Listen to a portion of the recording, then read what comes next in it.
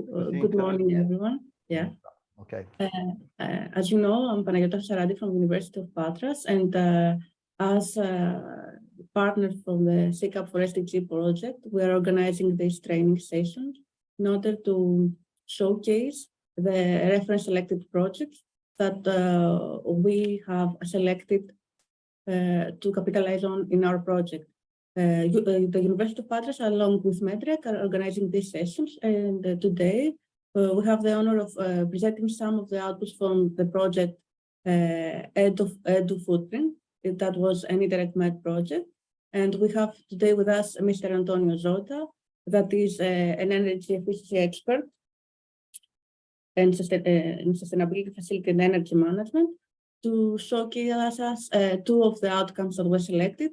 First, the school environmental footprint guidelines, and second one, the Edu Footprint platform. So thank you very much for attending the session today, and I give the floor to Mr. Antonio Zota to start with his presentation about these reference outcomes. Thank you very much.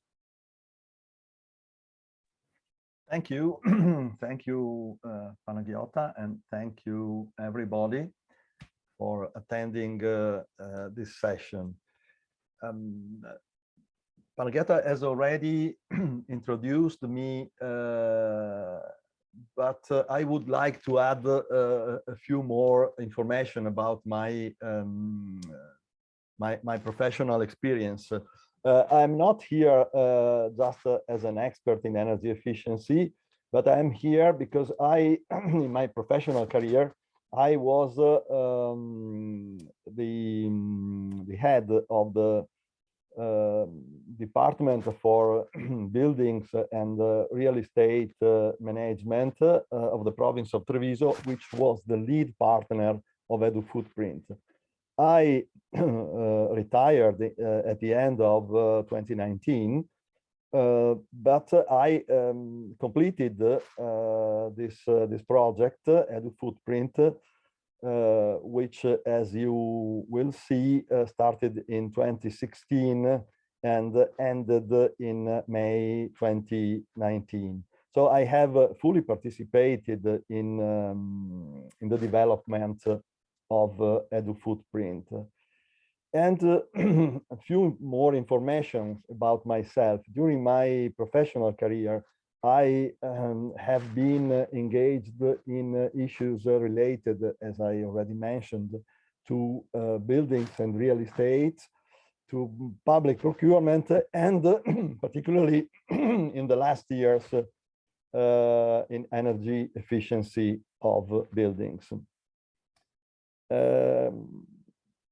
Energy efficiency of buildings that we tried to pursue not only through technological measures, but also trying to involve as much as possible building users in the process for making public buildings more energy efficient. That reminds me sentence of Le Corbusier, who, as you probably know, was one of the most famous architects of last century. Edouard Jeanneret was his real name, French, Swiss-born architect, who had this the statement: buildings are machines to live. What does it mean? That buildings are machines, but they are machines to live. Actually, his sentence in French was les maisons sont les maisons sont des machines à habiter. It means that it's up to users to make the best use of the machine. It's like using a car, for instance. A car is a typical example of a machine.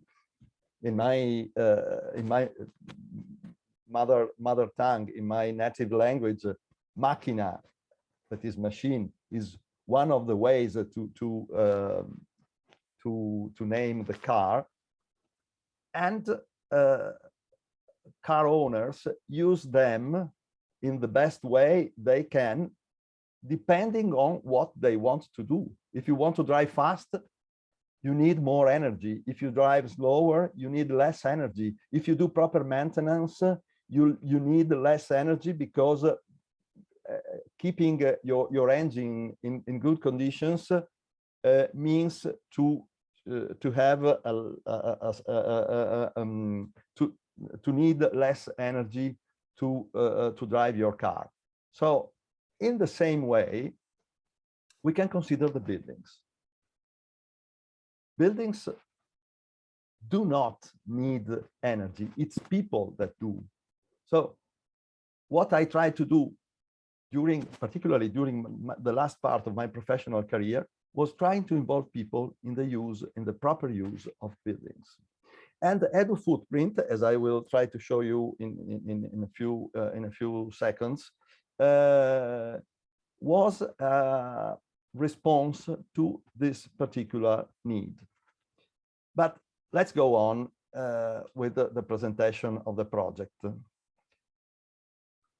I tried to use a journalistic approach to tell you about Edu footprint. Journalists, as you probably know, use normally 5 basic questions when they have to write a piece of news. Who is the main actor of the news? What are they telling? Where does it take place, or where did it take place? When? And why does what they are describing occur? And I will try at the beginning of my presentation to explain the meaning of the project Edu footprint, trying to give an answer to these 5 questions in a different order, because what we are presenting is not exactly a newspaper article, but I think that this approach may lead us to understand what we really wanted to do through our participation in this project. So let's start with what? Sorry, methodological issue.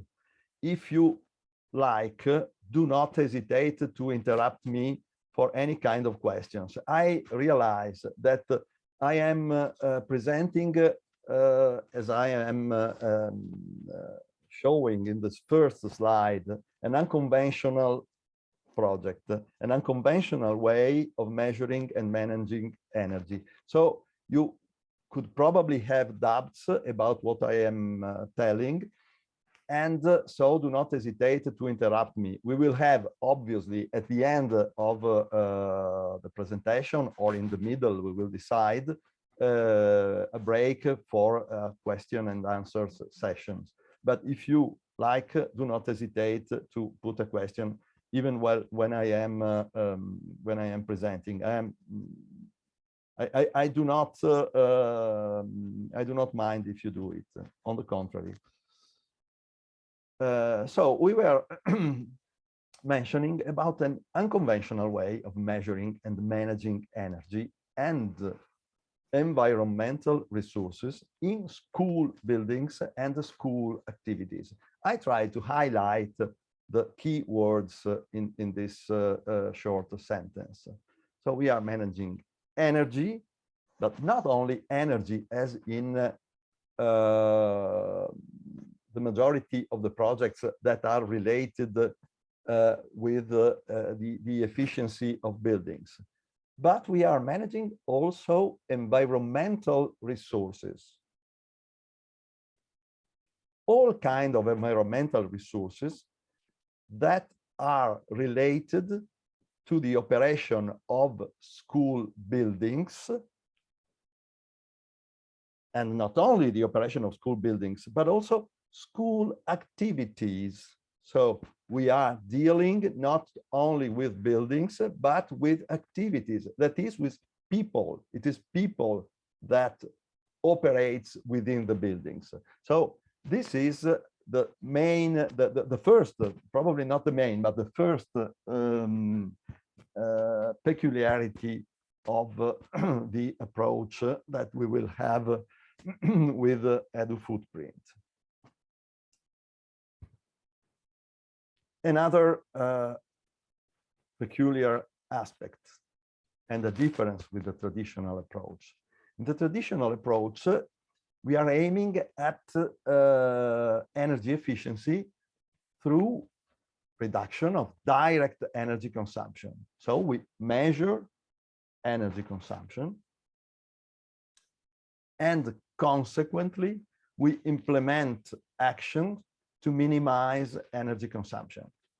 We measure, implement action, then measure again, and we check the effects of our action on energy consumption.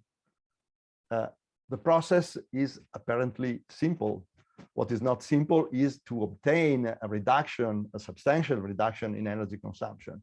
But the logical process is pretty simple. I tried to represent energy metering with this kind of device, which is probably not the best option to measure energy consumption in public buildings. It's good for your houses. It's good for your refrigerator or washing machine.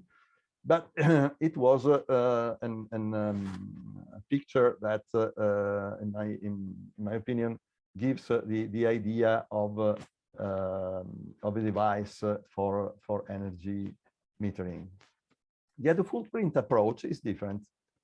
It's not aiming only at energy efficiency, but at energy and environmental efficiency. We have introduced the environment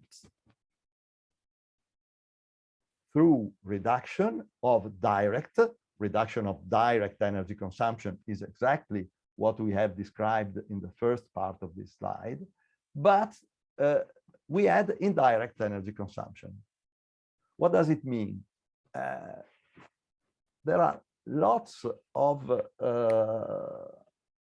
objects, activities in a public building, but also in your houses. It's obvious that in this case the focus is the public building, and namely the school building, that require energy during their life cycle. Practically every object you use for your activities requires, or has required, or will require a certain amount of energy to be useful for the purpose you need. Well, Edu Footprint has the aim of calculating this energy. Moreover, it measures direct energy consumption. So in this sense, Edu Footprint works like other activities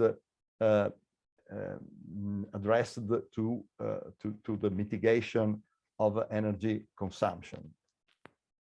But in case of indirect energy consumption, as well as in the case of direct energy consumption, with Edu Footprint, we calculate the effects of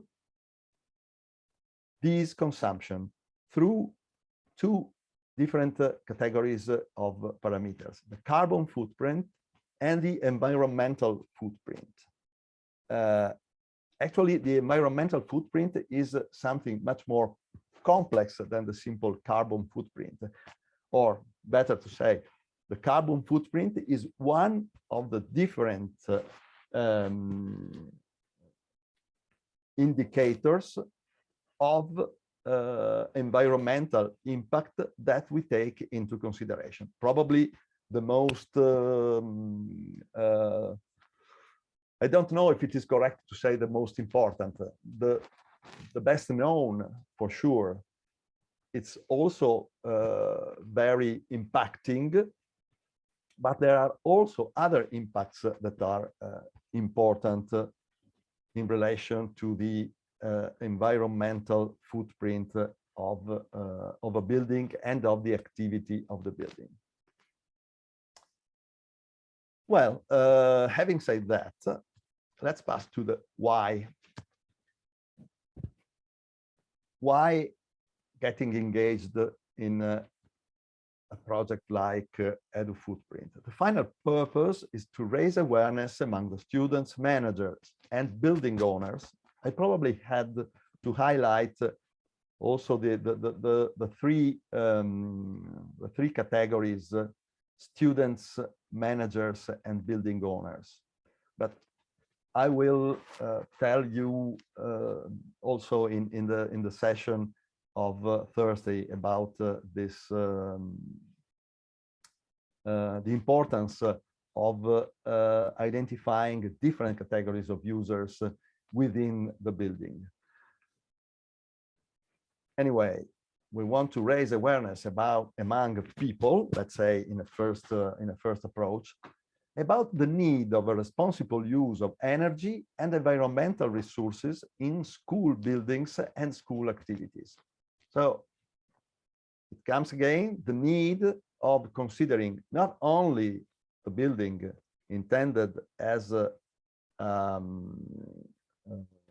technological entity, but the building intended as an object which is needed to develop activities with a social, in the case of the public building, with a social relevance, and namely in the case of Edu Footprint, our focus are school activities, buildings, that is technology, plus people who are using this this technology to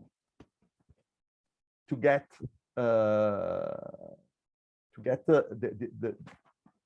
the wanted effect from the building. You buy a car because you want to move from one place to another. You build a school because you want to teach people within the school. You build an hospital because you have to take care of people, and so on.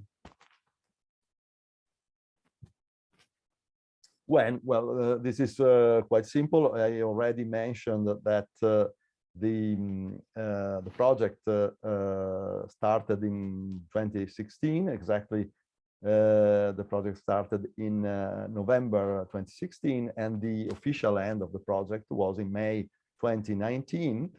But as we are experiencing now, the project activities in some way are still surviving in 2022, which means that probably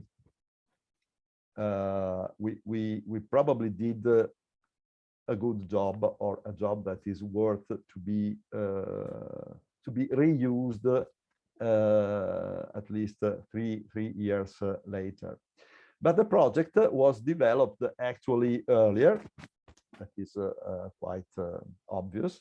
Between the end of 2015 and the beginning of 2016. And the development of this project is quite interesting and gives also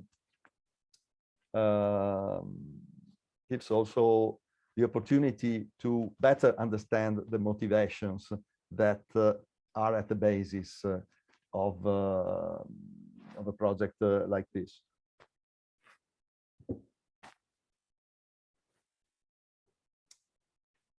So let's say who was involved in the project. At the beginning, that is during the preparation phase, and 2015, early 2016, mainly two and then a third subject tried to operate in this project idea. This is the third subject. Who are these subjects?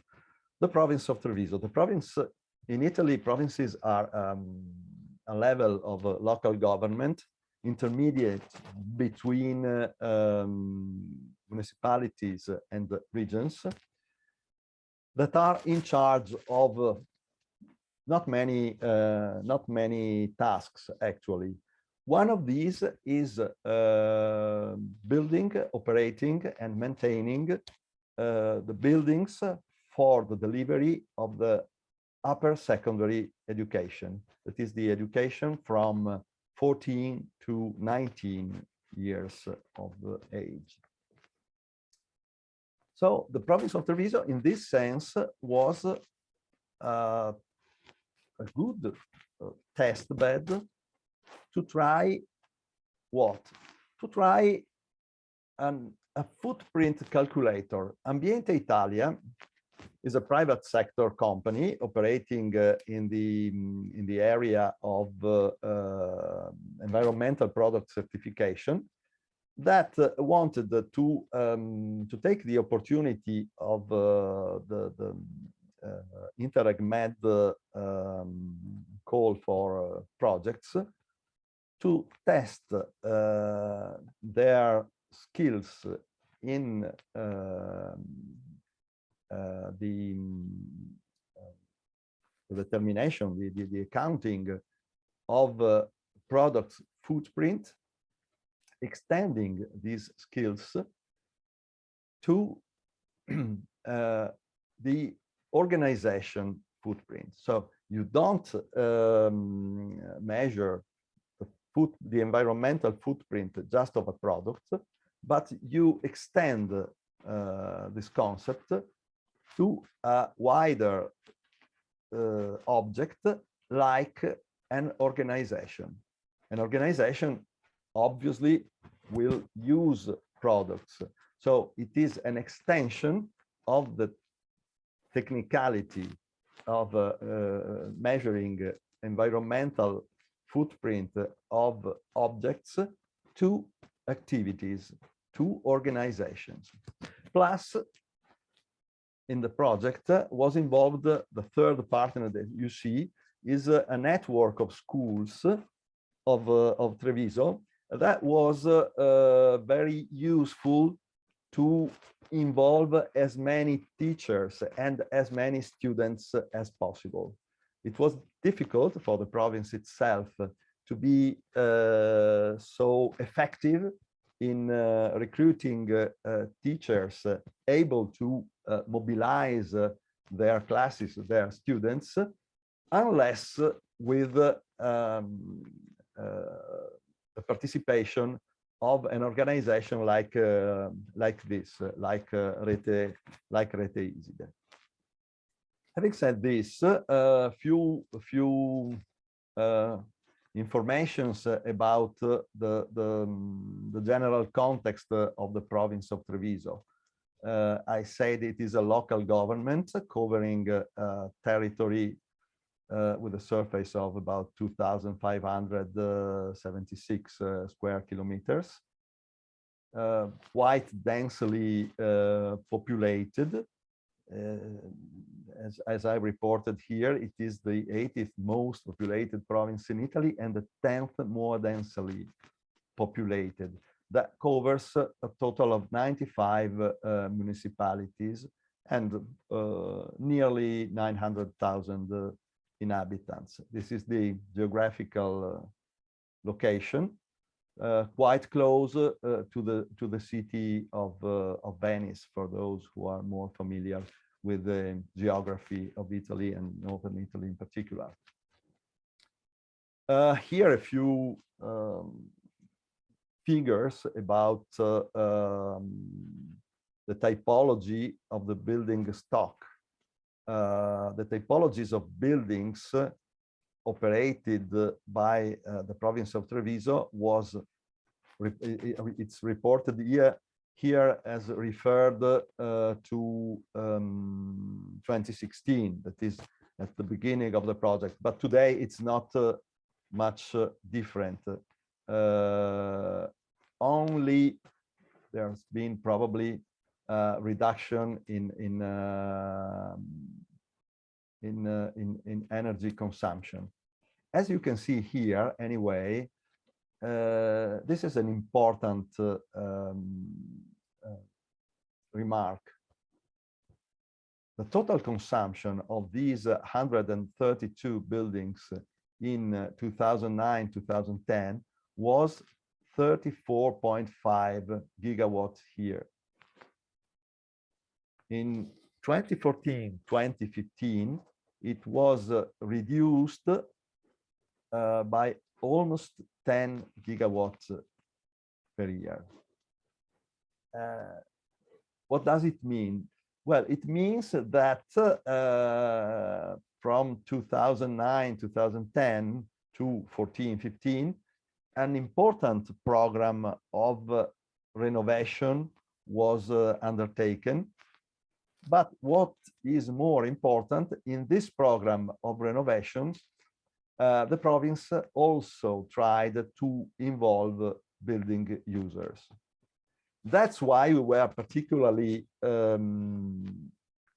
responsive to the opportunity of further engaging school building users in an experience like EduFootprint, who could have provided a further motivation for being more energy efficient in their activities. Plus, there were, but still there are 18 buildings operated and maintained by the province of Treviso, which are related to different tasks, including the operational offices themselves. And finally, not finally, but for me, it's very important to try to describe the way through which we arrived from this figure of 34.5 to 25.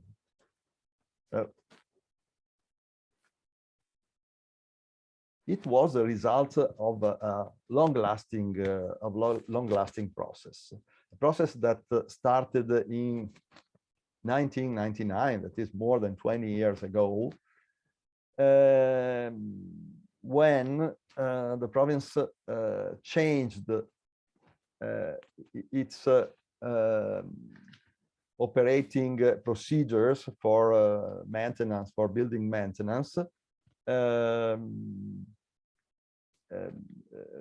with introducing a new typology of contract in which there was a single private facility management contractor operating for all of the buildings included in the building stock of the province of Treviso. In the first experience that was conducted using a single contractor, we used, nevertheless, quite a traditional approach. There was the user inside the school buildings. I try to represent it this way, that in case of need of maintenance of any kind related to energy installations, but also related to other kinds of installations, called the public owner, and the public owner called the private facility management contractor that was operating facility management services in the buildings. So not particularly different from a traditional approach. The only difference was that there was just one subject operating. But this allowed to study and to map. So we mapped all of the buildings. We had detailed information on the technical characteristics of each building, including energy characteristics of the buildings. That gave the opportunity in 2004 when the first contract expired to adopt a second model of contract in which the user was not just asking for services in case of need of facility management, but he was in some way an actor inside this box, where he was an actor together with the public owner and with the private facility management contractor. This was made possible also by IT technologies, and the user in this case did not pass through the public owner to ask for needs of maintenance, but he just had to put his needs in a IT system, and the private contractor could immediately in this way operate without waiting for the public owner authorization for the majority of the cases, obviously. Moreover, a first attempt of making more efficient heating installation was made in this case. But the real, let's say, revolution started in 2011 when this second generation of contract expired, and it was replaced by a third generation that had in itself the characteristics of the energy performance contract. What is an energy performance contract? Probably the majority of you already know what's an energy performance contract, but I tried here, for those who are not familiar with this term, to give you a brief explanation.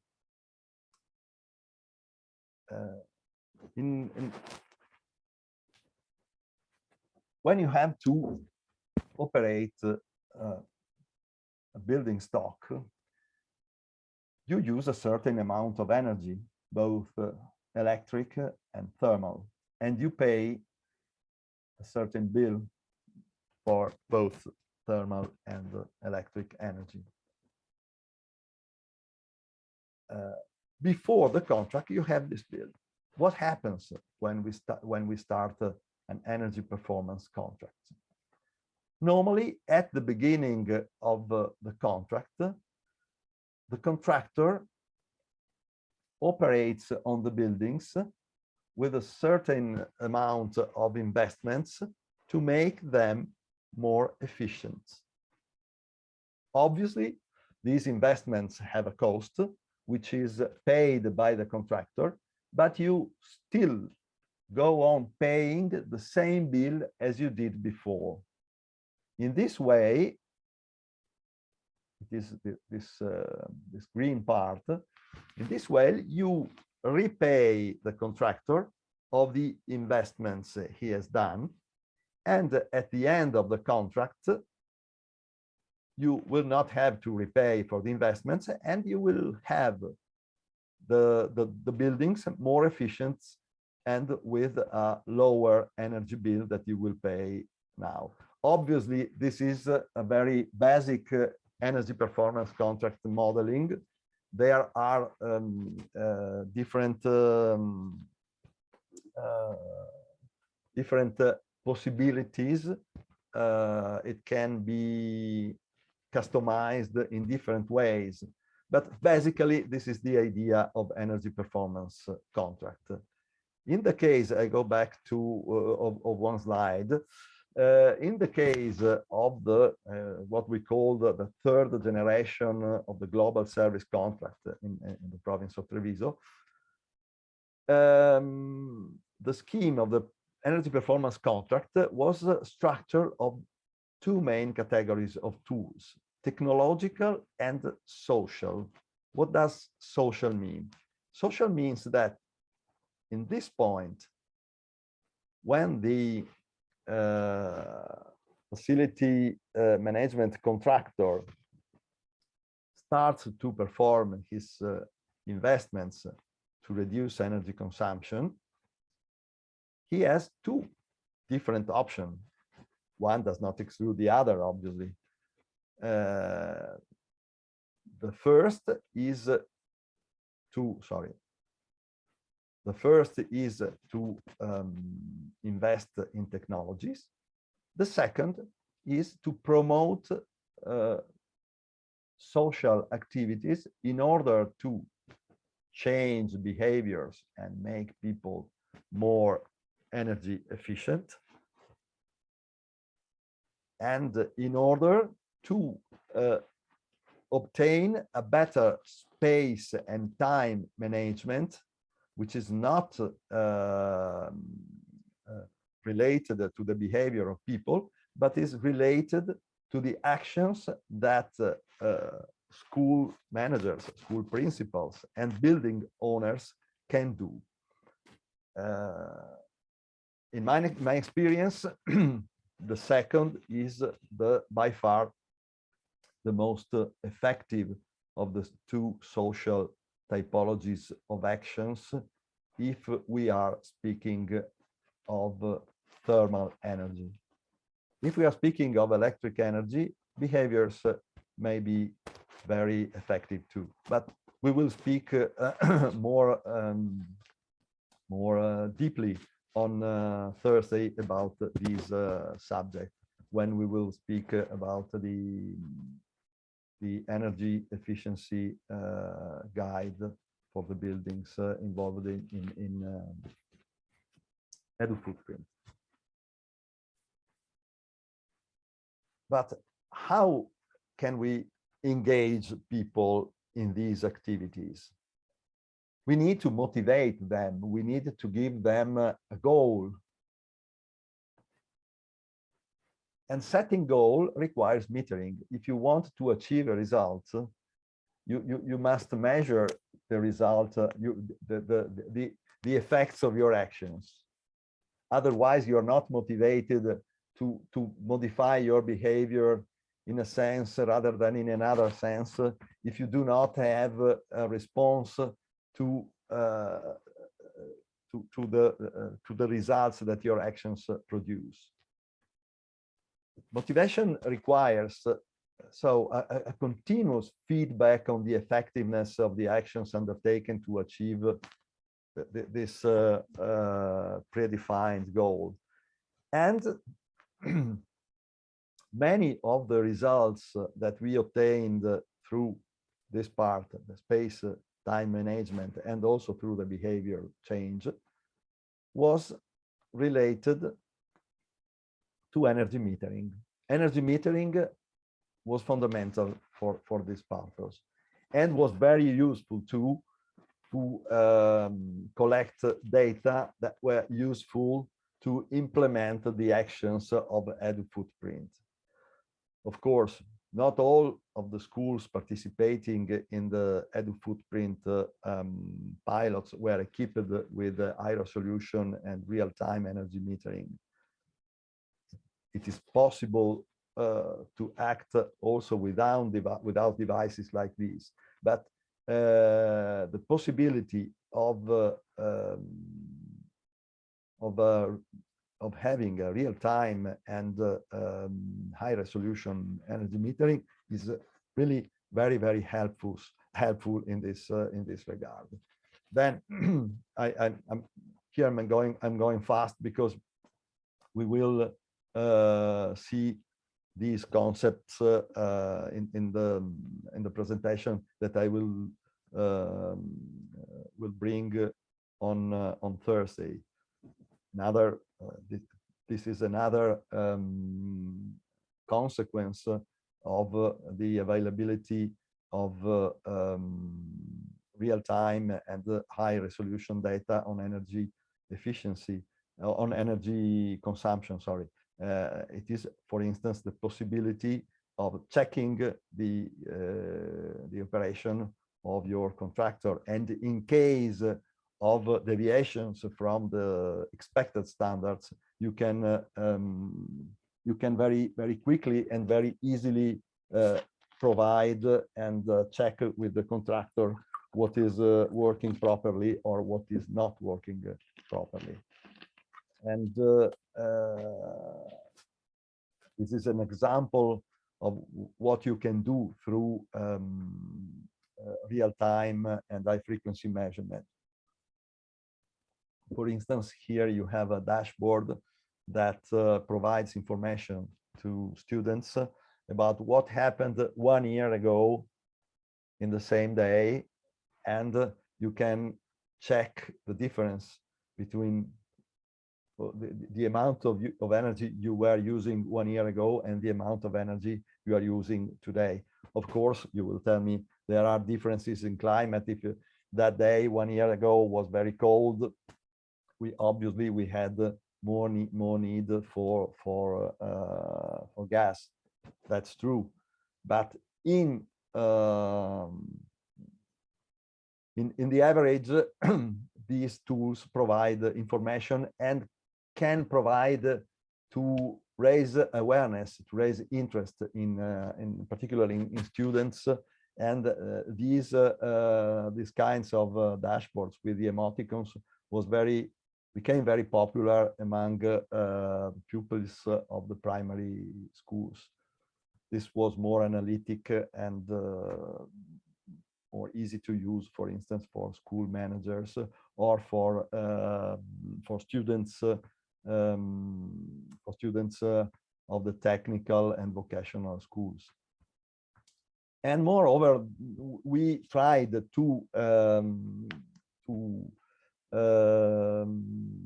give impulse to initiatives like those that I have just described through participation to different EU-funded projects. Here you see the logos of the most important of them, including EduFootprint. EduFootprint had played a very important role in this process. But what is important to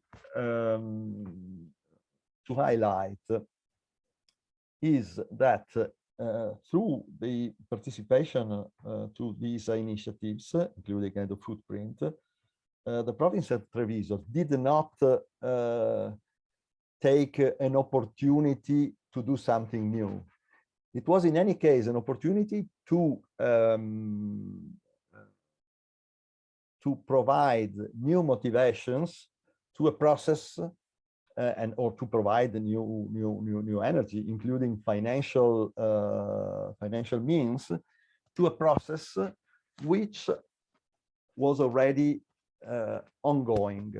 Like I showed in one of the previous slides, the process actually started in 1999. And yes, it required about 20 years, and it will probably go on for the next 20 or more years. But the important is that you always have a direction, you always have a compass to indicate your direction, and you use initiatives like the MED projects, like the Footprint project, to provide new strengths, to provide new motivations to what you are, or even to provide new ideas, because the opportunity to confront your ideas with those of other partners is always very, very helpful in this this regard. This is a table that reports the results, as I already showed at the beginning.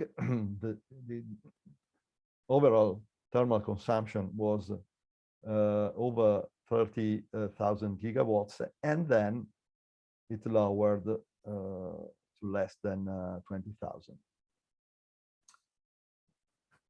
I will go on this slide, which is very important, but it is too important to be described here in a few minutes, and it will be one of the main topics that I will which I will deal in my presentation on Thursday. Let's go back very quickly to a map. So Treviso is located here in northeastern Italy, but very soon the first 3 partners that started with the original idea of footprint reached partners in other countries of the eligible Interreg Med area, and namely in Portugal, Ariana Tejo, which is an energy agency of the district of North Alentejo, in the Institute for Innovation and Development of the University of Ljubljana in Slovenia.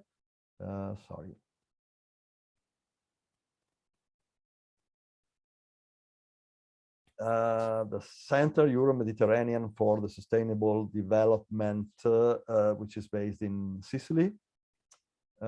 Pasco Institute, which is an institute belonging to the European University of Tirana in Albania.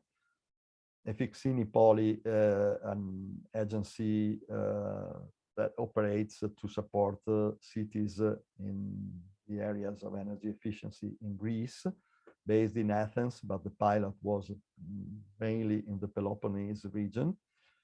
And the Official College of Industrial Engineers of Western Andalusia, based in Sevilla, in Spain. So very soon, the arrows starting from Treviso to these places became a network, and the project actually started.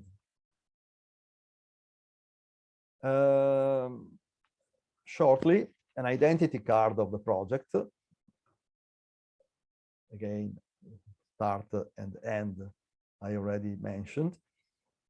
The financial details, 1,200,684 euro total budget, of which 934,000 of the European Regional Development Fund, 85,000 from the IPA, that is the fund of the European Union for the candidates members. In this case, we had one IPA country, that was Albania, and the rest was like usually in Interreg project, was covered by national fundings. It was one of the 10 modular projects dealing with the energy efficiency and collaborating in the thematic community efficient buildings created in the frame of the MED program. During this training program, yesterday you have already experienced one of these projects, Impulse, if I'm not wrong. Tomorrow you will know Priority. And actually, this network that was created by the MED program was really a good opportunity, because participating in the network, we had the opportunity not only to work on the subject of our project in which we were directly involved, but also to create synergies with other projects, to organize events with other partners located in the same areas, involved in other projects. And it was also an opportunity for the Interreg Med JS to display the results of the whole Med community. And now let's go into the object of Edu Footprint. Raise capacity of owners and managers of public building for better management of energy, considering not only the direct energy impacts, but this I have already mentioned these characteristics of the project. But what I not yet told is that the activities were concentrated in the testing and the transferability of an integrated energy strategy with a life cycle assessment consisting in the elaboration of energy efficient practices integrated with local sustainable energy plans. So there was, for all the municipalities that participated with their schools as pilot buildings, an integration with SEAPs, Sustainable Energy Action Plans, or as they are now, Sustainable Energy and Climate Action Plans.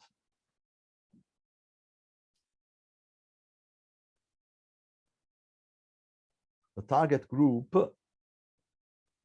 of the project, besides project partners, was the involvement of energy managers of the public buildings. This is a good issue because not all of the public buildings have an energy manager.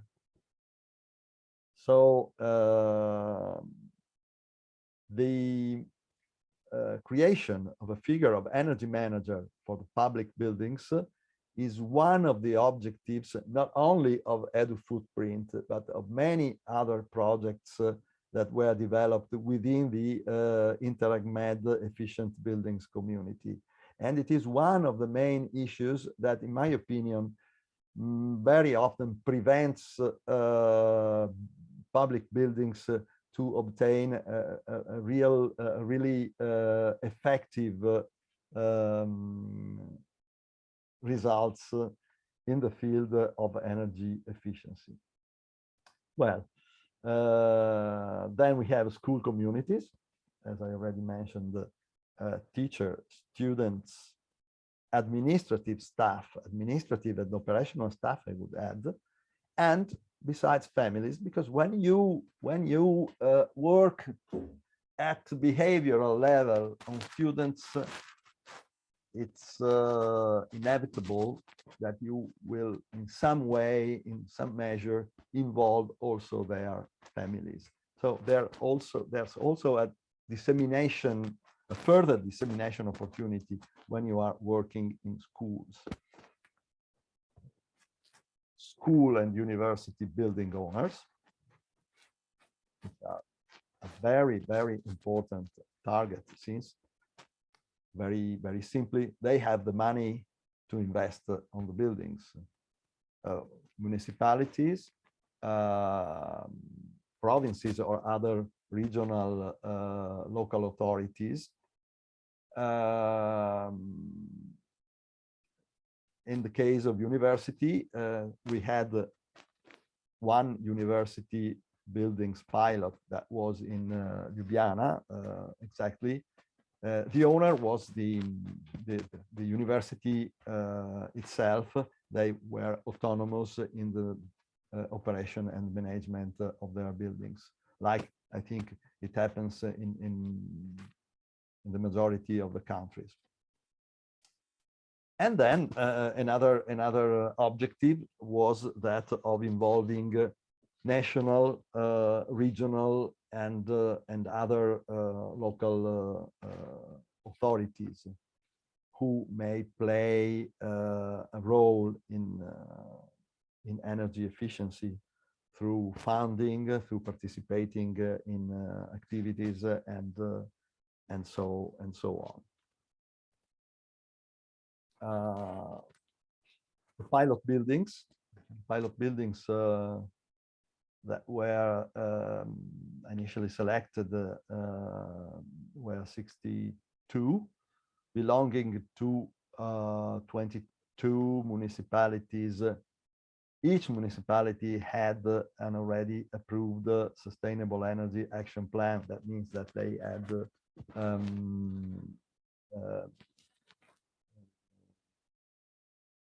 they were part of the covenant of mayors, and one union of municipalities. For those who are familiar with the covenant of mayors, you probably know that if you are particularly, it's for small municipalities which do not have technical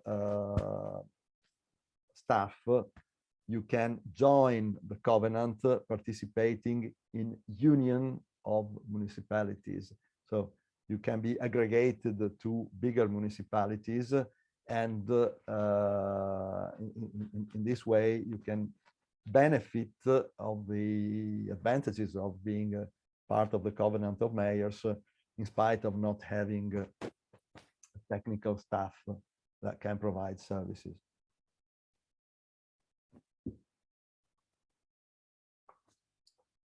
And now let's go to the core of the project, of the methodology, which is a calculator accompanied by a guideline. The guideline is the outcome, the tool that you probably have already downloaded from the website, from the project website, or from the link that has been sent to you.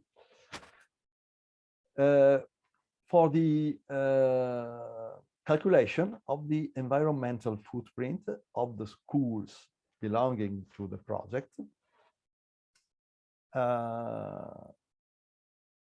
used by school owners and school managers, but it's very important, with the involvement of students. As many students as possible were involved in the activities, which are of many types, the activities needed to achieve the data to be introduced in this calculator that provides information on the environmental footprint of the building and of the school activities that take place in the building.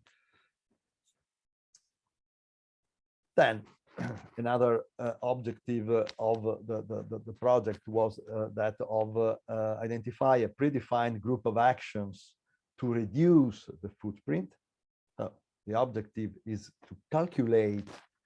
We have, so at the end of the phase of calculation, we have a number that represents, or a set of numbers that represents the environmental footprint of that building and of that activity. And the aim after the first phase is to reduce these impacts. Why? Implementing activities that can provide reduction of the environmental footprint.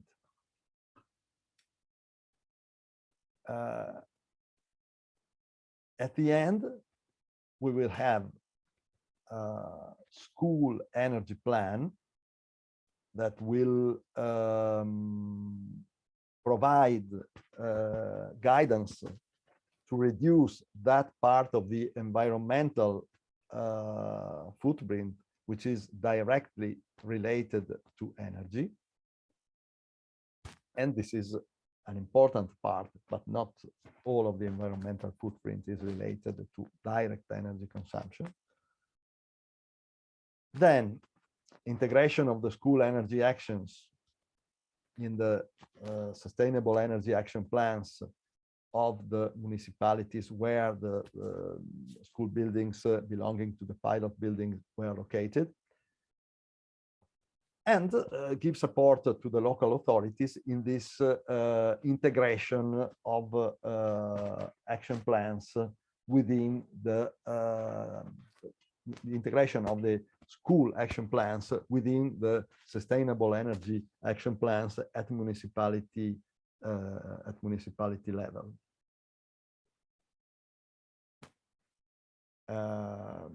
So these are some of the activities that were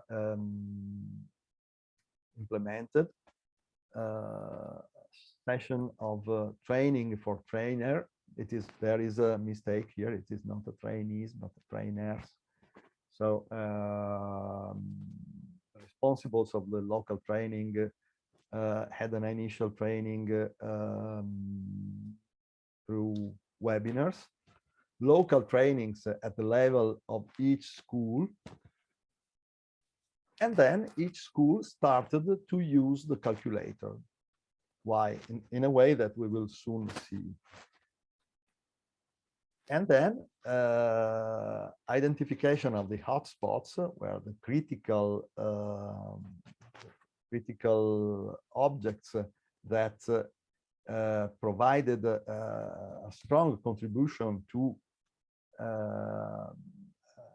an impacting environmental footprint, identify these hotspots and implement the necessary action to reduce energy consumption on one side, and the other actions that may impact in the carbon, but not only in the carbon, in the environmental footprint of the school buildings. And this methodology was spread through the participating municipalities, and a lot of meetings were held, as you can imagine, to try to involve as many stakeholders as possible. And during the implementation phase, some of the municipalities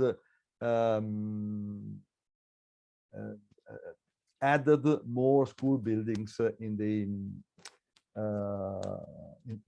the pilot, although not officially, meaning that they were not reported directly in the project documents, but many other schools had wanted to experiment to adopt these methodologies to identify the impact of their building and their activities on the environment. And then the final commitment was a document that you can see here. I think it is the Italian version. No, it is the English, but it doesn't. It's not very important. Actually, in the different, it was translated in the different languages of the participating partners, and an official agreement was subscribed between schools and municipalities in order to provide collaboration, since many of the data that were needed to implement, to feed the Edu footprint methodology, the calculator in particular, were provided by the technical offices of the municipalities or of the other local entities, owners of the school buildings. Let's go now to the methodology.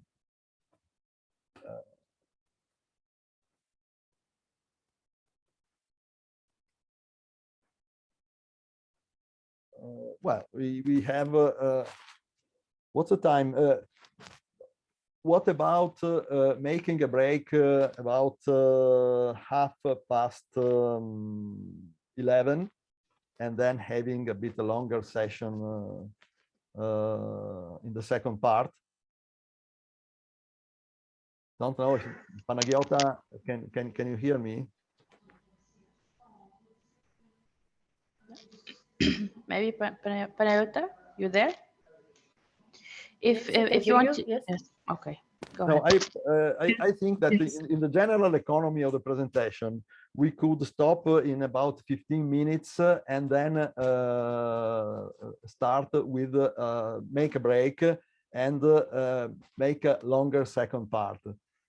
Yes, The we first can do part that should advice, yeah. finish around noon. Then I would have a second presentation on the other tool, that is the Edu Footprint platform. But since that one is very short, I decided to take more time to present the Edu Footprint methodology.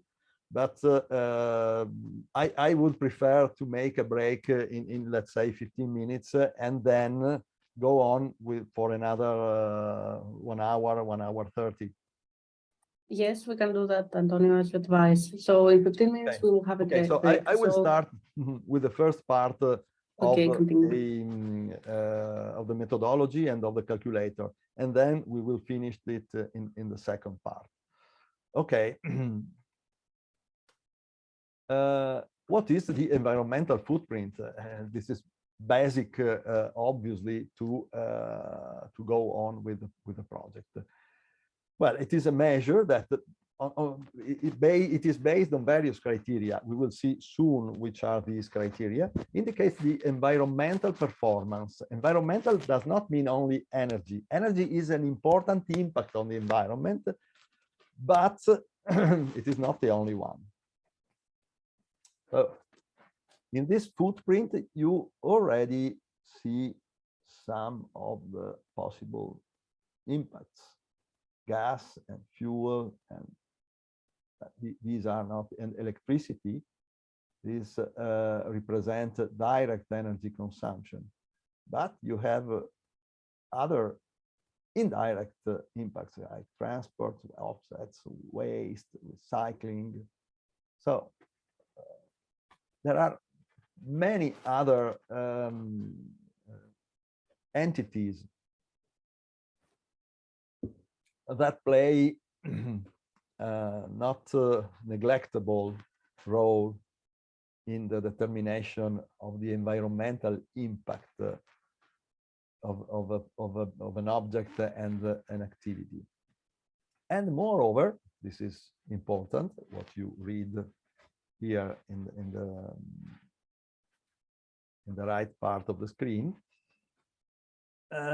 This criteria to determine the environmental impact must be based on the life cycle assessment.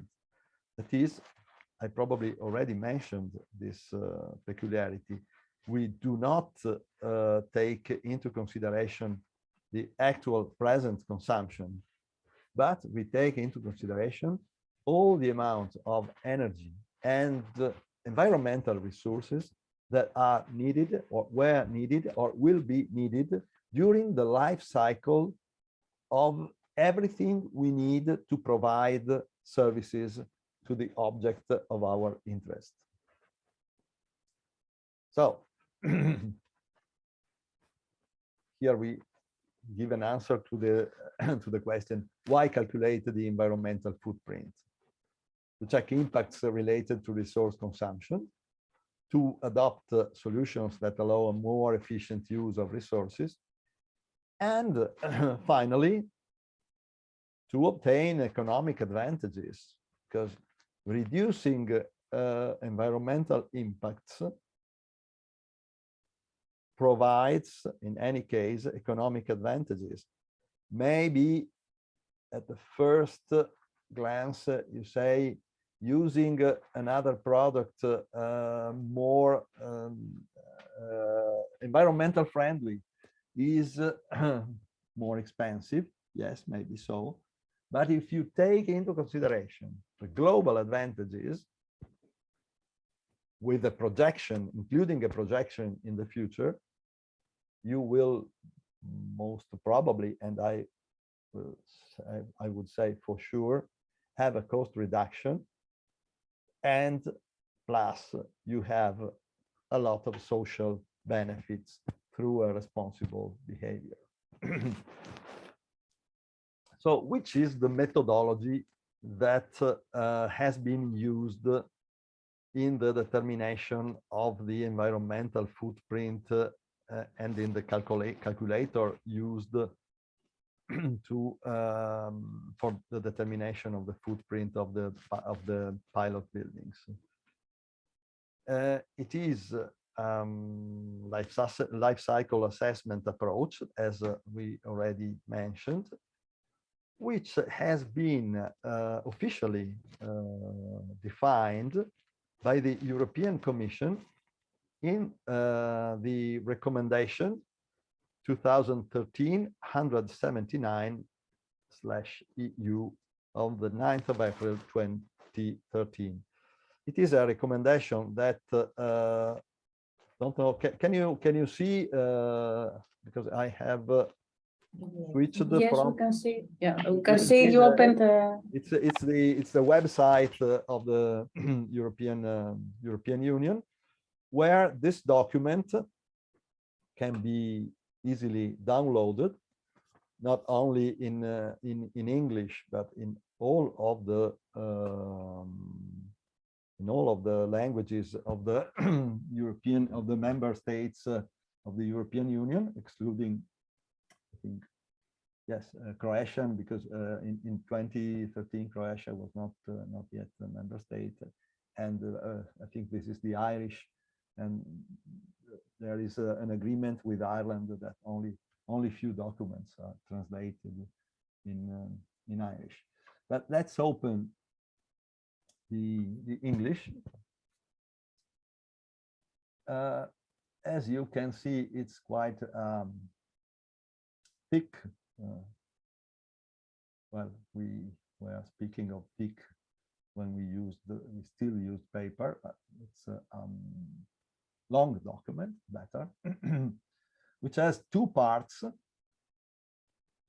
The first part is related to, let's go to the beginning. To the life cycle environmental performance of products. And the second part is related to the environmental life cycle environmental performance of organization. And this is the last part that is more directly concerned with our scope.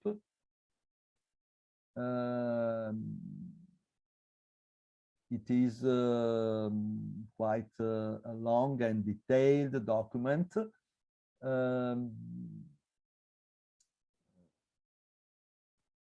That provides a lot of information on a subject that is not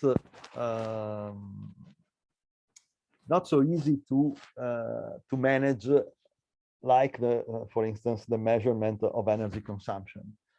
What does it mean? It means that when you are looking for environmental impact indicators, there is still a strong scientific discussion about the validity, about the meaning of different classes of indicators. So there is not a general acceptance on all the indicators. What does it mean? Well, it means, first of all, that we are not going to look for an absolute result, and a result which cannot be put into discussion by anyone.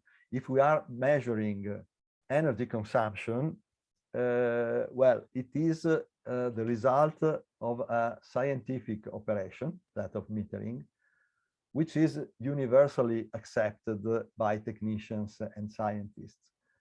In this case, this is true for the direct impacts, and there are no particular differences in metering energy, in measuring energy for energy efficiency purpose or for environmental impact purpose.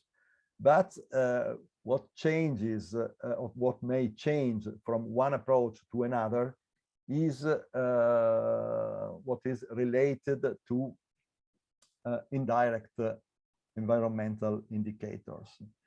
Well, this official journal, this document of the, which is published in the official journal, and which is not, and this is not a case, not a directive, meaning that the European Union has not intended to make a regulation, but it is a recommendation that takes, for instance, into consideration the fact that regarding certain impacts, there are different positions by different research institutes and so on. And probably they are not right or wrong. Probably some of them are more fitting, are more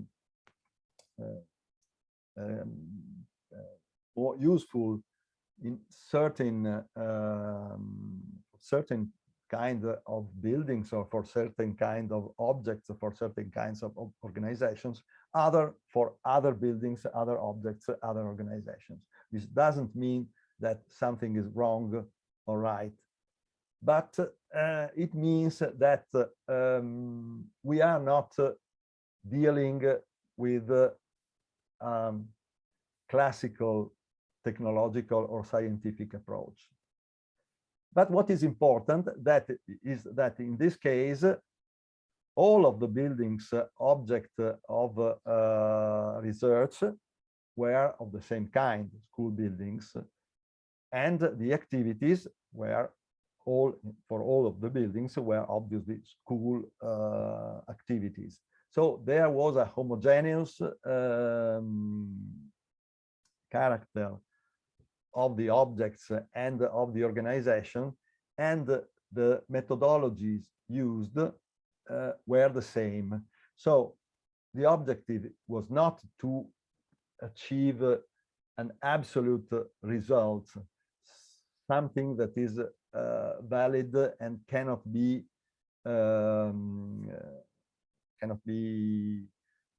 discussed by anyone.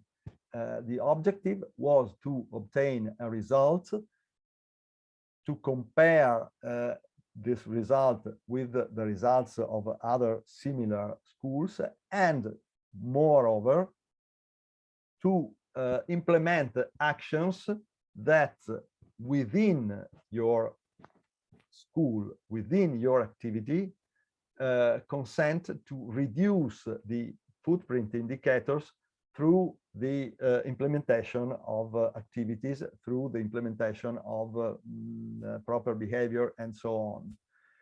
And actually, one of the main goals of the project was that of repeating the calculation after 1 year and identifying after 1 year what has changed. Have we succeeded in reducing our footprint or not, or what? At the end, we will see these results, which are partly quite interesting. Although we must take into account what I have just said.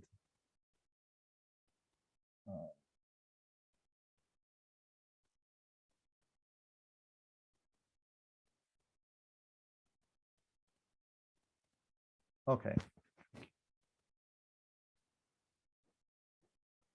This picture is for me quite representative of what we mean as life cycle analysis. The first chain that goes from top left to bottom right is the chain of the processes that are the object of our analysis. In these processes, we need to use goods, objects, whose manufacturing required the extraction of raw materials, processing of these raw materials, a design of the object, which was manufactured, distributed, used in the school, distributed to the school, used in the school, and at the end of its useful life has been or will be disposed.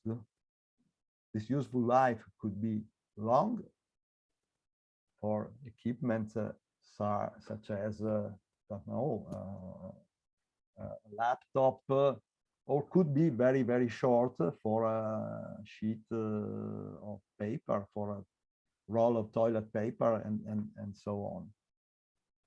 But every step of this chain requires, on its turn, resources, raw materials. Why? Because the production of this object, of the main object that we took into examination, required, as I mentioned, the extraction of raw materials. But also in the next phases, we will need, for manufacturing, for designing, for processing, for distribution, more objects or more energy. Think, for instance, to the distribution, fuel for the lorries that provide the distribution of the objects. Need raw materials, need energy, and need water. And at the end of each of these phases, they will produce wastes that will impact on water, on air, and on land. When we are speaking about life cycle analysis, we are speaking about all this cycle, which is very complicated. You can easily understand, and you cannot obviously calculate each one of these impacts. That's why there are studies that have tried to make an approximation of these impacts. And this is also the reason for not being possible to identify an absolute number that indicates impacts. There are different sources of information, and each source probably differs from the other. The important is to adopt a source, to adopt a set of indicators, and go on with the same set of indicators. If you change, obviously, your results will change. So we are not trying to adopt a tool that has an absolute value. We are trying to adopt a tool that will be useful to compare within a pilot, to compare with other pilots of the same project that adopted the same methodology, and particularly to make an internal comparison between what happened before and between what has happened after the implementation of the project. And if you agree, we could make a break of, I don't know, Panagiotta, how much? Yes, thank you. A 10 minutes or 15 minutes is fine. Just the time to have a cup of coffee. But okay, we can do 15 minutes then, in order for the other participants to also have a small break. But in the meantime, is there any question that we would like to state now before we go on a meeting, on the break? Or we could have, here. Yeah, or we could have all the questions. Or we could have a short break, let's say 10 minutes, and in let's say, a quarter to noon, I will be here to respond to questions from participants if there are. Okay. So we will have a small break, a short break now, 10 to 15 minutes. So a quarter to noon city, because we have different time zones. Yes. Yeah. And probably we have also different, no, we have not Portugal. So we have not the other side. Yeah. You have only 1 hour. You are 1 hour ahead of me. And Exactly. probably don't know Egypt. Is it Egypt and Jordan 2 hours or? I know that Tunisia is Tunisia, 1 hour before city. Tunisia is like I think It's 1 hour before, exactly. Yeah. For us now it's 10 and a half a.m. So yes, so let's have a short break and I'll be back to a quarter to noon city, and we will get back to you with questions and so that you can continue, Mr. Antonio Zota, your presentation. Thank you very much, and thank you all of you that you have participated so far. Be back in 10 minutes. Yes, thank See you. you. Bye. Okay, thank you all.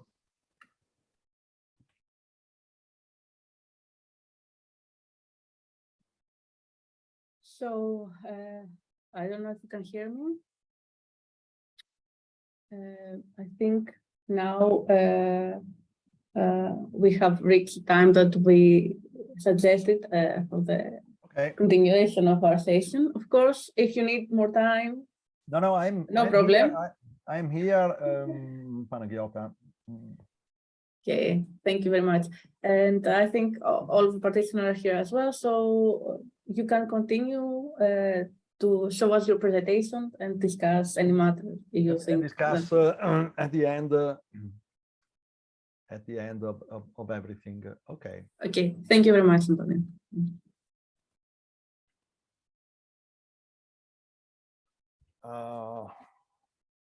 Yes, we're here. Okay, the definition of organization, it is quite simple. No, sorry. Yes, we have the definition of organization, which is probably I should have postponed that slide to this one. The definition of organization is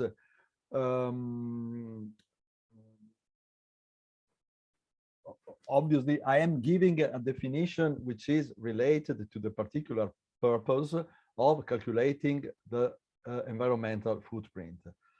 It is the the whole of the activities, direct and indirect, which are needed to reach a given purpose. In this case, to provide a service of teaching, educating, training, where in school buildings, in all parts of school buildings, classrooms, labs.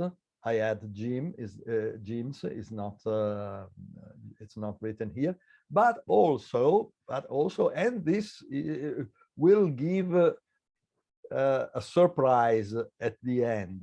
I don't tell you what kind of surprise, although you probably may already imagine. In other locations, for instance, study trips.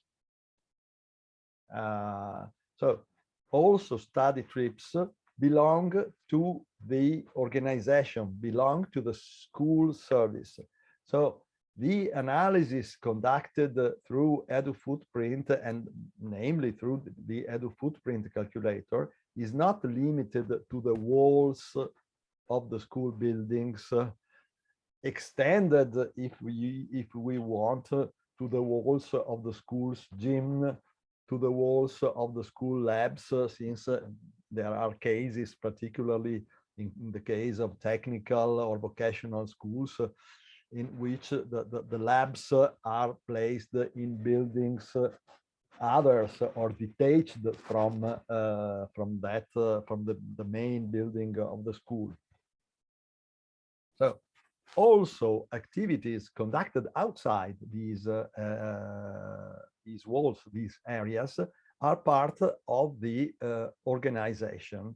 And so consequently, they must be taken into account in the determination of the footprint. And both direct activities must be taken into account. Heating, cooling, that is energy for heating, energy for cooling. Practically the amount of energy that we can read from our energy meters if the building is equipped with energy meters, or we can read from network meters, or in case that we can obtain from the energy bills at the end of 1 month or 2 months, depending on the kind of contract that the building has.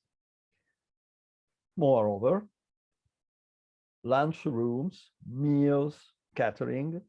If the school is provides also canteen service to students, meals, catering, the organization of the lunchroom must be taken into account.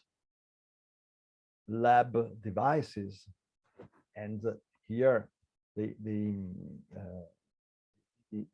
the options can be very diversified, because we go from the most common IT lab, where we will have a certain number of laptops or personal computers, to the most desperate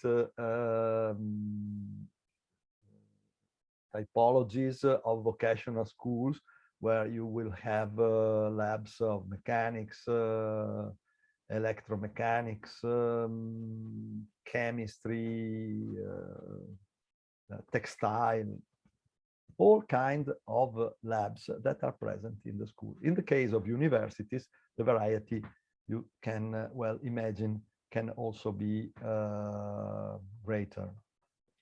And then operating and maintenance, all the activities for operating and maintenance, including the, let's say, hard activities, those operated on the installations, on the walls, on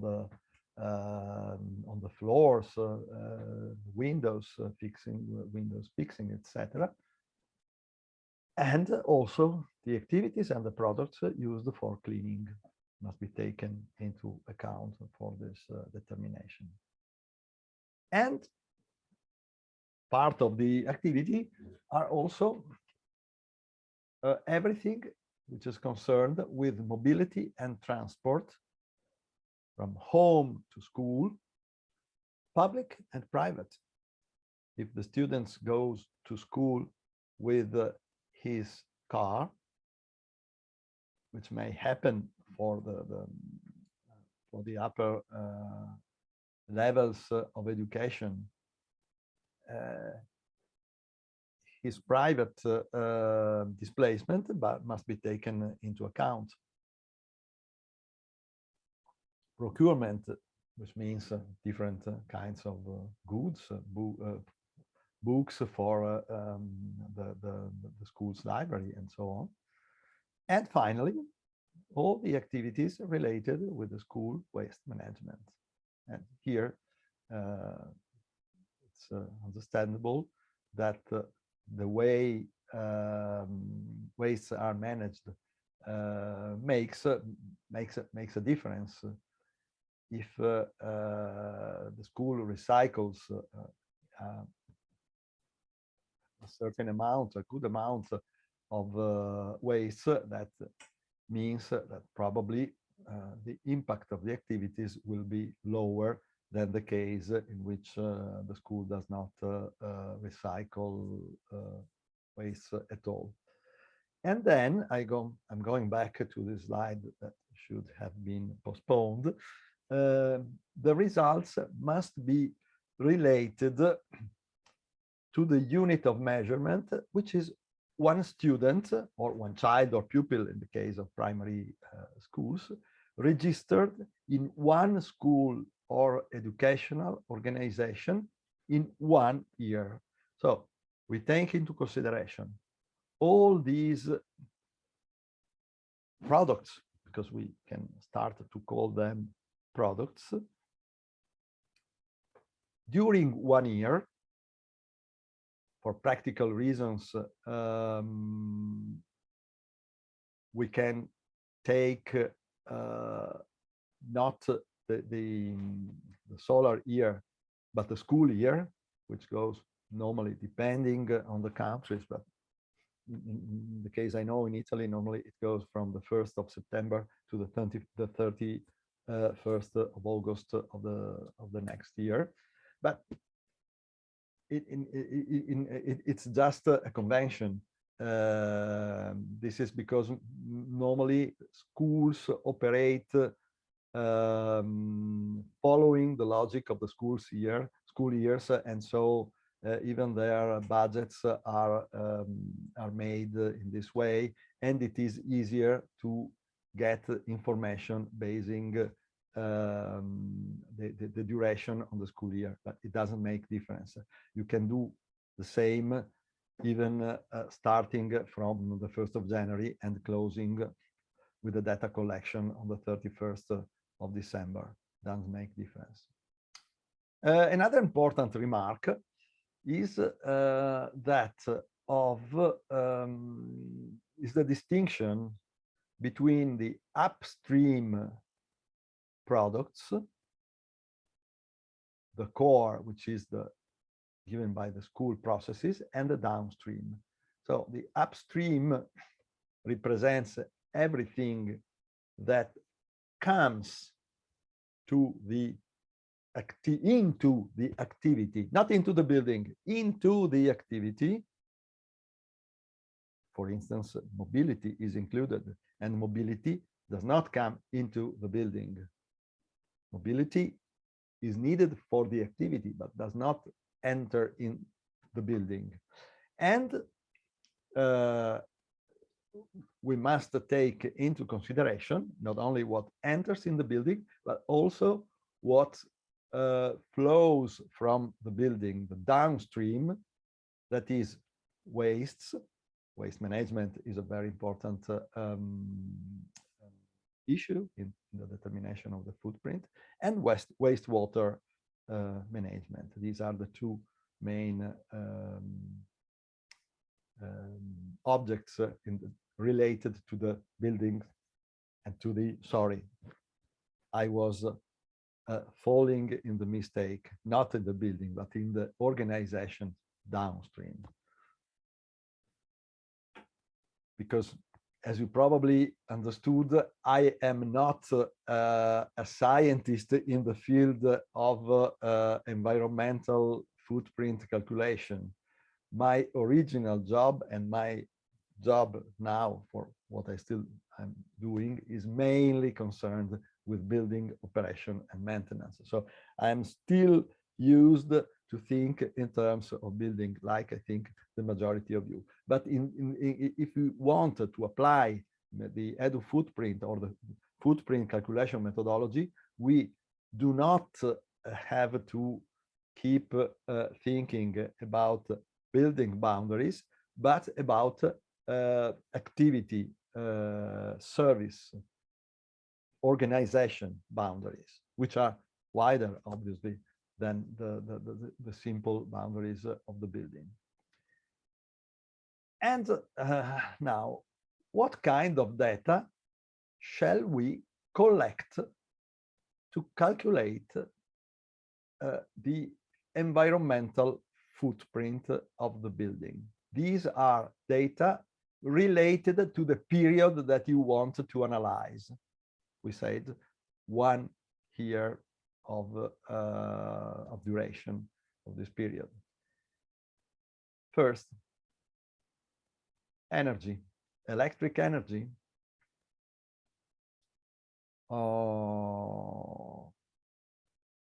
Do you produce energy in the building?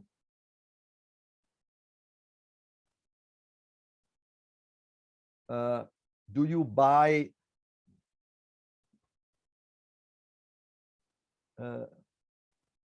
do you buy energy from certified renewable sources? No, sorry, this point is probably expressed in a wrong way, but it is related from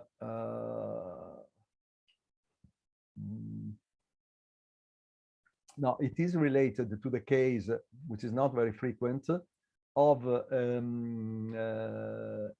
electric energy, which is self-produced in buildings other than the building, which is object, which is the scope, which is used by the organization that you are analyzing. Certified clean energy from renewable sources, we have already mentioned. Production of renewable energy, typically PV panels, and electricity from district energy, the electricity that you buy from the grid. Then thermal energy, expressed in terms of fuels for heating, typically gas, and few cases, I hope very limited, still oil or diesel or whatever it is, and fuel from renewable sources, biogas, biomasses, or district heating for those areas that are covered by district heating networks. Water consumption that may have different sources. You may use water from the distribution network, but you may also have different sources. Paper products, paper needed for offices, office recycled paper, which has a different impact, obviously, toilet paper, roll paper towels, and so on, stationery products, boards, plastic folders, toner and cartridge for printers,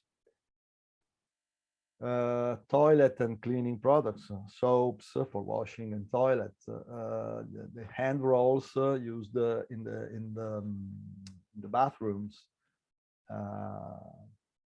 chemicals, chemical detergents, ammonia, bleach, detergent of any kind, equipments used by the school service, personal computers, laptops, screens, printers, photocopiers, air conditioners where needed. It is quite common that IT labs need air conditioners, since there is a certain amount of heat produced by the installation, by the personal computers, the screens. But in this case, they are not taken into account in terms of energy consumption, but rather in terms of refrigerant gases. Chemical products used in labs if the school is equipped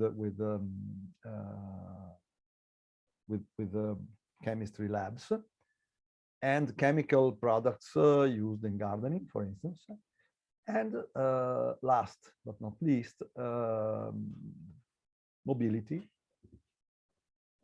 fuel consumption for own means, as I mentioned, already mentioned, people going to school with their own cars. May happen with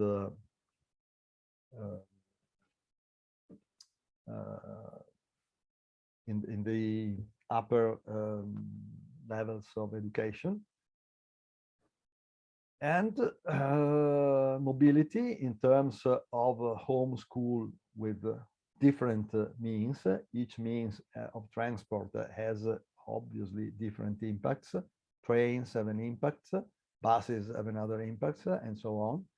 And they are expressed in kilometers per person per 1 year.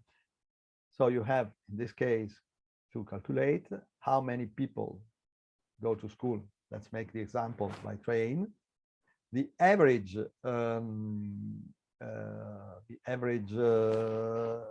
distance that is covered by students using train, multiplying by the number of school days, and you will obtain this this number, which is kilometers per person for one school, for home school during 1 year. The same for travel and excursion, school trips, how many people and how many kilometers they have traveled and which means of transport they use.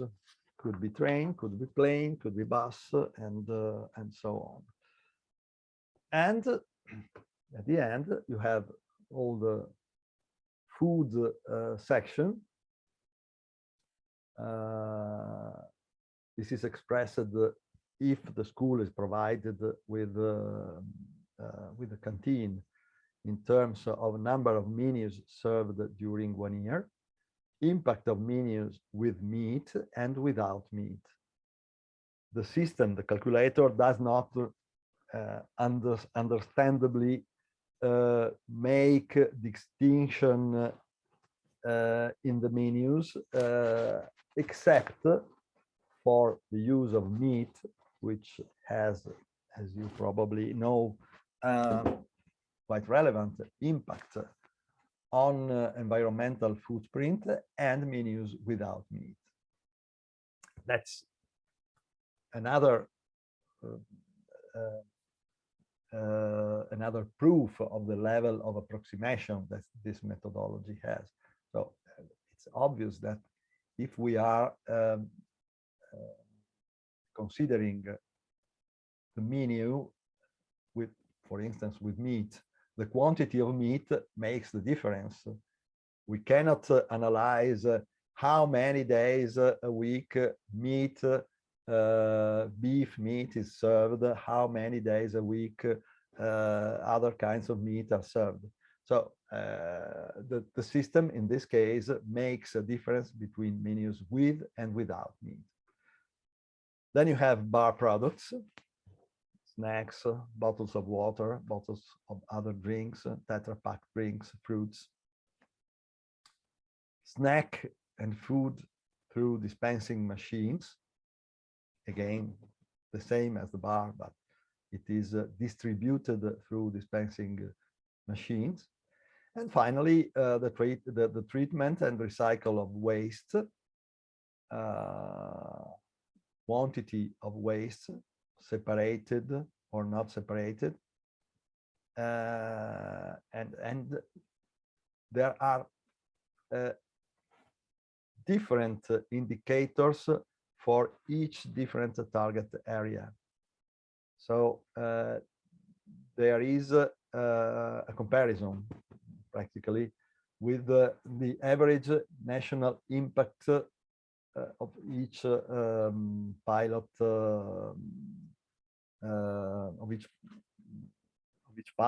of each pilot building. They are compared to the national average. And finally, the wastewater treatment. If we go back and we will have a look to all these voices, you understand that gathering all this data is not an easy task. It's not an easy task because you need to involve in this activity of data collection a lot of subjects, which are all the subjects that directly or indirectly are involved in the school operation. Difficult but also very useful because it gives you the opportunity to involve more people in the operation and maintenance of the building, or in the problems that are related to operation and maintenance of the building. And you can extend the concept of edu footprint, the concept of calculation of the environmental footprint of an organization. You can reach with this concept as many people as possible, because starting from here, you have data on electricity. You must involve the building owner, because it's the building owner that pays for the bills. The same for thermal energy and the same for water consumption. Or, don't know if there are cases, maybe in some countries, the owner of the building does not pay for the bills. And in this case, it is the school that pays for the bills, but you have to reach those people in the school that provide to pay the bills, and they are not normally involved in the school's operation, maintenance, functioning as a whole. So they pay for a bill, but without thinking what is behind what they pay. And they do not think to the consequence of what is behind what they pay, apart obviously for the economical consequences. But they have no ideas about all the other impacts, starting from the environmental impact that are related to the bills that they pay. In this way, they will participate also in understanding what is behind the amounts of money they pay. The same we can say for paper products. Paper products normally are provided by the school itself, but by an administrative office. In this case, you have to involve the administrative office in this activity of data collection, and through this involvement, you will involve more people in the management and operation of school buildings and school activities. The same with toilet cleaning products. Probably the same with equipment. That in the case of equipments, in many cases, you have a technician who is responsible, who is in charge of the operation of the lab. These persons very often are not particularly involved in the operation and maintenance of the building and of the building services. In this way, you will involve more people. And if you involve the students in this data collection activity, it will be students that will push administrative offices, technicians, lab technicians to provide data that are needed to feed the calculator and obtain at the end the results in terms of environmental impact of your activity. The case of mobility is even more emblematic, more representative of the effort that must be done, of the organizational effort that must be done within the school to collect data, because you have to make an interview with all students, all teachers, all school staff, and know how many people go to the school with their own means, if they use car, if they use a motorcycle, or if they use bicycles. In this case, the impact is 0.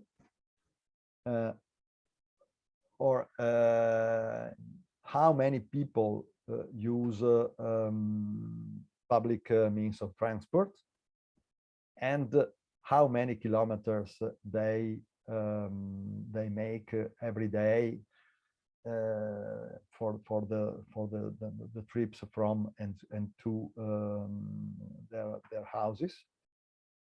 And you will have to get information from the offices in the school organization that are in charge of the organization of travels and excursions. So you have to involve quite a lot of people, plus people providing food and canteen, in case the school is equipped with a canteen. Probably you will have an external provider of the service of the food and restoration service. So you will have to involve the external service provider to provide you also data on meals. The same you will have to do in case you have an internal bar or cafeteria to provide data from those who are managing the cafeteria internal to the school. If you have dispensing machines, normally they are provided from external companies. So you will have to ask these companies data about the number of snacks, bottles of water, and so on that they sell through the vending or dispensing machine. Then you probably have an external, sometimes it is the municipalities or companies in some way linked to the municipality that provide treatment of waste and wastewater, and they can provide you with data about waste and wastewater treatment.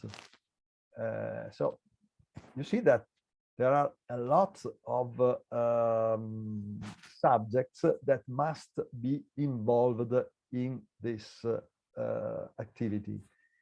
And at the beginning, in one of the first slides, I wanted to highlight the importance of involving people in the school energy management activities, in the school energy efficiency activity. That's a perfect way to involve as many people as possible in this wide objective. Reduce energy consumption and, in this case, further reduce environmental footprint of your school activity. And through all of these tools, you can increase and in many times increase in an important measure the number of people that can be involved in these projects, in these activities. And now, finally, technicalities about the calculator that we will also find in the outcome of the project, and which is relatively simple, since it is basically an Excel spreadsheet where you have to insert all these data that we have just seen in the previous slides. And after elaboration, actually the data you will introduce will be multiplied by footprint indicators, and they will give you the final expression of the environmental footprint of your activity expressed in under the form of 15 different areas of impact. It's probably more easily done than said. So let's go to see how it works. Consider that this is the calculator. In the calculator, we start with a data entry. We introduce the data on products, food, energy, buildings, transport, waste, as we saw in these slides.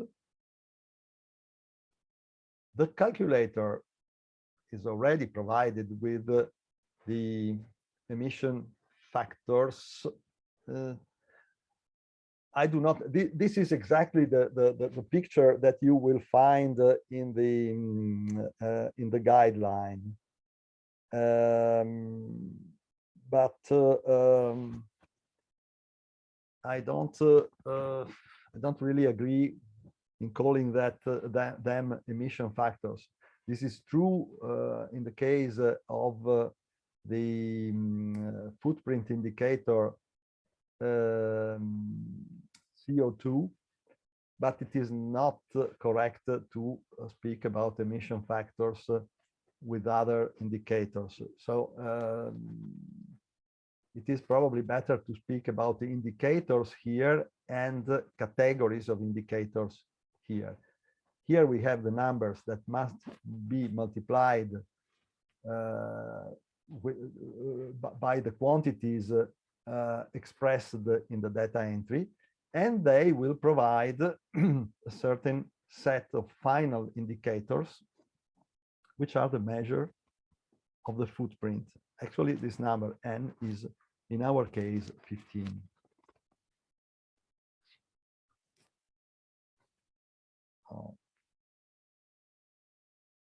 Which are the 15 indicators? These 15 indicators actually correspond to the methodology which has been identified in the document of the European Union, the recommendation of the European Union. I explained the reasons for not having the EU adopted it as a directive, but just as a recommendation. And these are the categories of indicators, and these are the unit of measure adopted. The first and probably most best known and most used indicator is the indicator of climate change, which is expressed in kilograms or in tons of CO2 equivalent. CO2 equivalent means that in case of other climate alterating gases like methane or nitrogen and so on, their effects are related to those of CO2. And here are provided the assessment models that are used. Which are these assessment models? These are the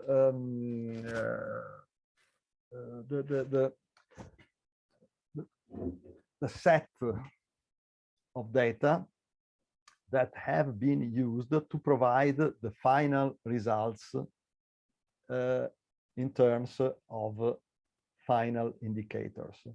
As I mentioned, you can use different sets of data because there is not an absolute, a single absolute indicator. In this model, these indicators have been used. What is their meaning? To tell the truth and to be honest, I don't know exactly the differences between the models that have been chosen and other similar models that could have been used in their place. As I mentioned, since the beginning of my presentation, I am not a specialist in the calculation of environmental footprints. I am a specialist, or I have been a specialist in the operation and management of buildings, in energy efficiency of buildings, but I have been involved in this project, and I believe in this project since it can provide a further tool to involve more people in energy efficiency of the building, and it can help in developing a new culture of environmental protection, in a culture of environmental care that must be developed among the citizens and among students who are the citizens of the future, if we want to use this expression.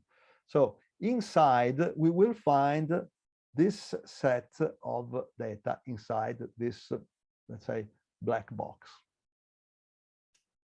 I have also reported this document, this part of the document of the European Union that provides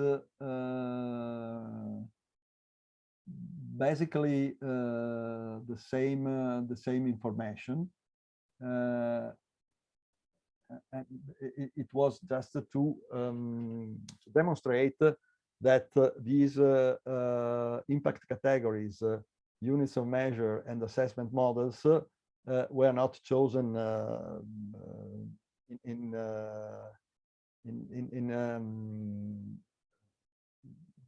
a arbitrary manner, but they were corresponding to the EU document indications. To be more precise, in the case of no, it's fine, because eutrophication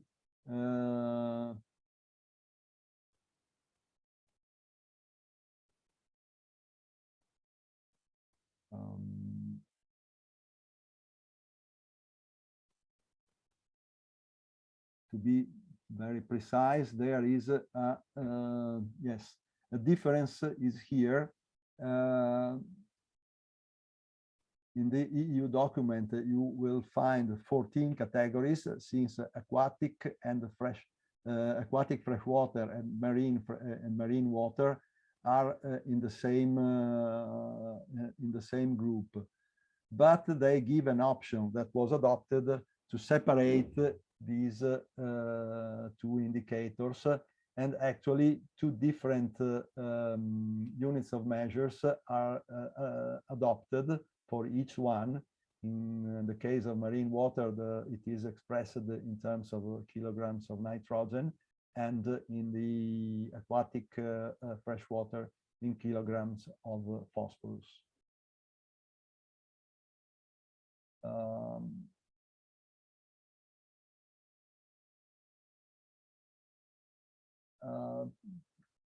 This is the part I also wanted to report, the part of the EU document where the possibility of using different sets of indicators is stated. Here they give some suggestions. In developing quantitative description of potential environmental impacts, the following information sources, so there is no a single source, but different sources can actually be considered. And here they give some indications that go from, some of them probably are known, like EMAS, which is the European certification for, I don't remember now exactly the acronym, but it is used, for instance, for agricultural products. This is another international standard. This is DEFRA is, for instance, the British government standard, and so on. And finally, they say other peer-reviewed literature. Actually, they give freedom to who is to the person, to the organization who is performing the data set to calculate the impact, to choose what is, according to their knowledge, the best set of data to represent that the particular impact of the object and the organization that you are analyzing. There is, I wanted to also to show you the document that has been, the document, it is not a document, it's a database that has been used by Ambiente Italia, who are the partner that has produced the tool of the calculator. They have extracted the data set for the calculator from this database, which is called EcoInvent, which is a collection of the main sources reported here of indicators to be adopted in environmental footprint analysis. So those who are operating professionally in this field normally use this database to gather indicators for their analysis according to the purpose of the analysis they are doing. And that is how the database is made. For those, we will see an example in a while using the actual Excel file.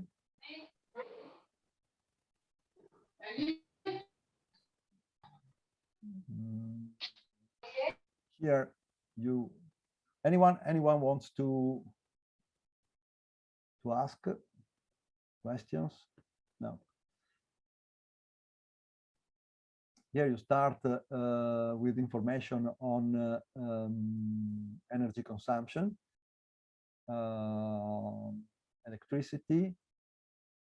Then you have, well, these informations could seem difficult to identify, but in your energy bill, the percentage of energy produced through different sources should be indicated,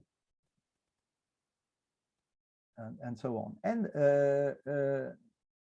I in the slide, I obviously used only one of the sheets used for data entry, and I show which is the final result.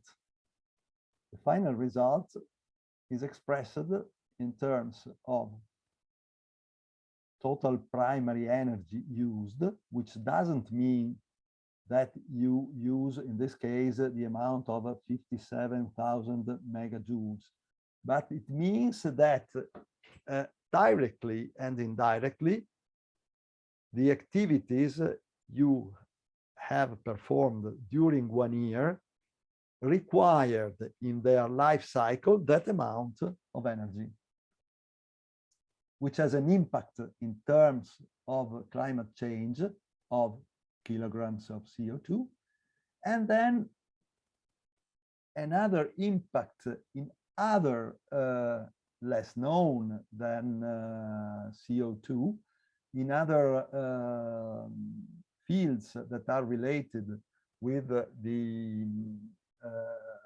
environmental impact of your organization that are reported here.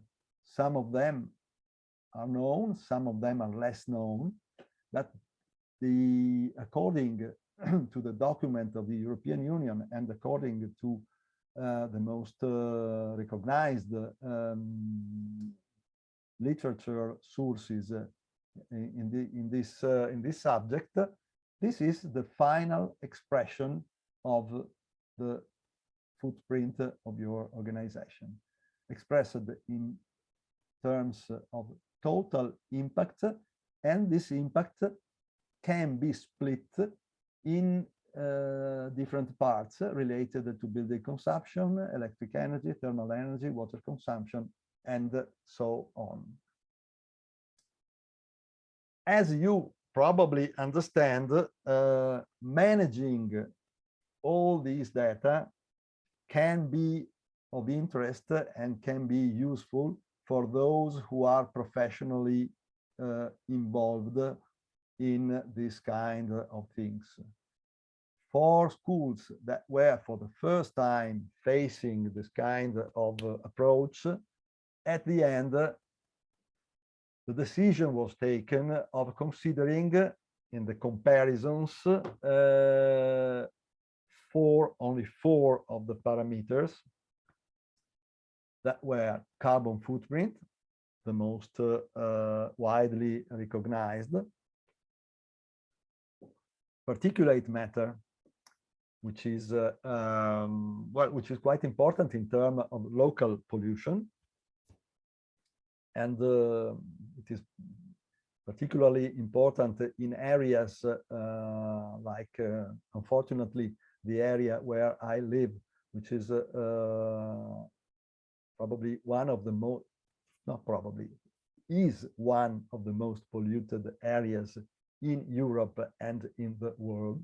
So for us, saving energy does not mean to save CO2 in the atmosphere, to reduce the ozone and so on, but it also means to reduce this particulate matter, which is quite dangerous also for our health, since we live in a quite polluted environment. Then acidification, important in terms of water pollution, and water resource depletion, a parameter which is particularly important for those areas for which the water resources are scarce. In case, for instance, of the area where I live, this is not a particular issue, since we are living in an area which is unfortunately quite polluted, but we have no problems with water resources. Although there are problems with pollution of these water resources, so acidification in the area where I live is a major issue. And these are the indicators that partners decided to analyze. Finally, before trying to make an attempt to use the calculator, what's the time? Well, I think Panagiotta, if we are running out of time, tell me please. Yeah. No, it's okay. We still have time. No, Don't worry. Okay. Do you want to have a small break? No. It's okay, because you are presenting all this time. That's why I'm asking. Okay. No, for me, I can go on. Okay. And I can go on. We have this part, which is a presentation of the results, which is quite interesting. But we can probably start with an attempt to use the calculator, and then see the final results, the comparison between different schools and different pilots. So and here it is. Can you see the Excel spreadsheet? Yes, we can see it. Oh, okay. Yes. This is the calculator as it can be downloaded from the EduFootprint Plus website. I checked recently in these days in which I was preparing my presentation. You can download it from the Edu Footprint website, but in this case, you must ask and then put your data. In the plus version of Edu Footprint has provided immediate download option of the calculator. So let's try to use it. Let's see if it works. But in the attempts that I did in the previous days, it did. So first of all, you have to set the country in which you are.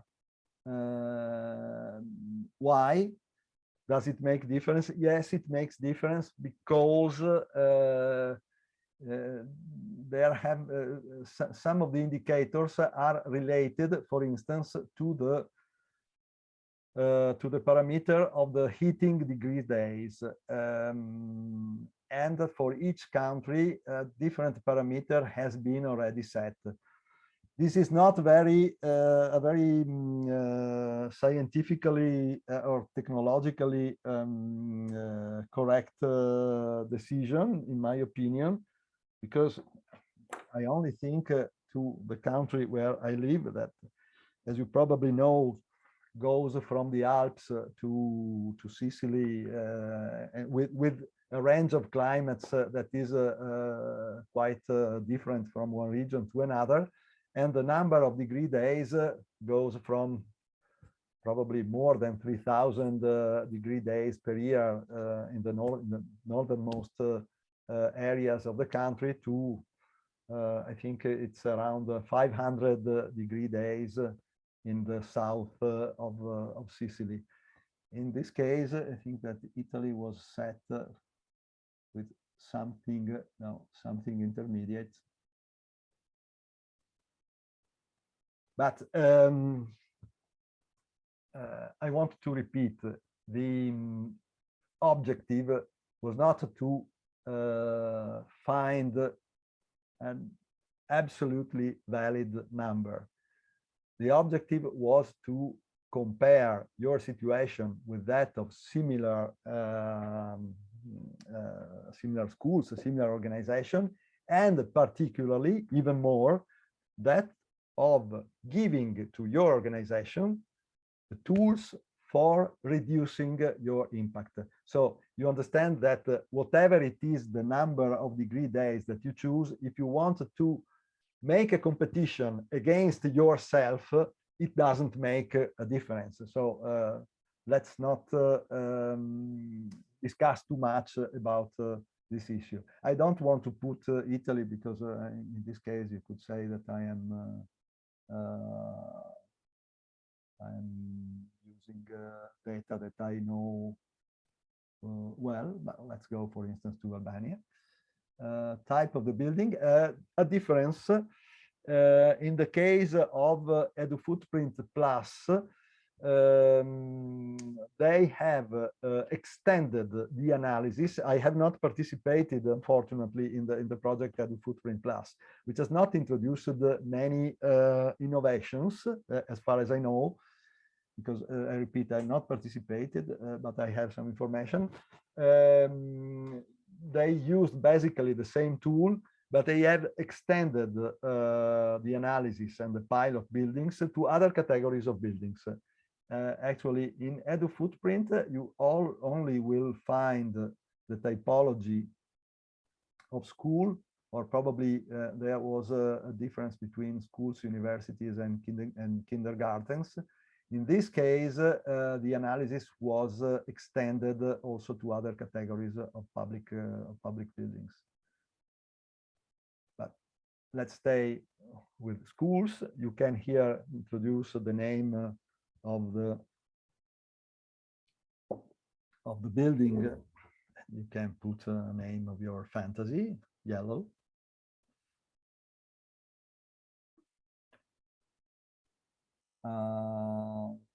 If you have a website, but these are not mandatory informations. Contact person, the same. contact person of the project partner, and the period that has been taken into consideration. Let's suppose that we are referring to the school year, the last one, 2021, 2022. Information on the building construction year, let's say 1980. Building area, 10,000 square meters, which is, let's say, a good building for upper secondary education. Type of activity, don't know exactly what it means, but I think it is a school. Probably it's been introduced in the new version of the project. They had here a field for the number of employees in case of a school. This is important because, as I mentioned, it is one of the parameters to which the final results are related. You have a number of employees in case of a school of those dimensions. If we include the teachers, sorry, we can think about 100. Number of service users, let's say 800 students.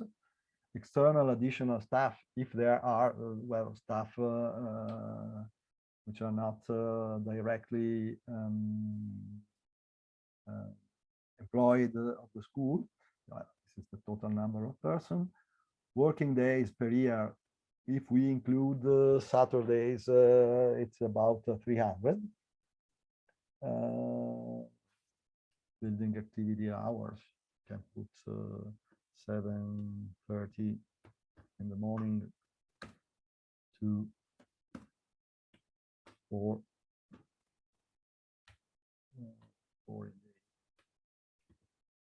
in the afternoon.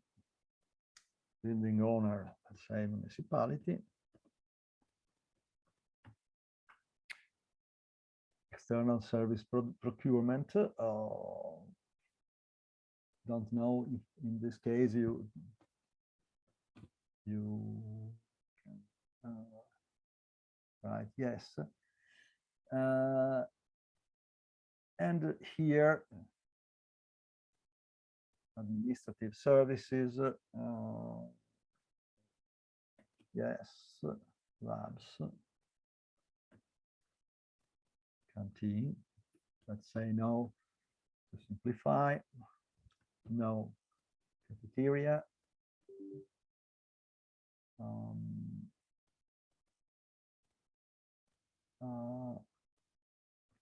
no, no, sorry, there is a drop-down menu. You have to select from it. Kitchen.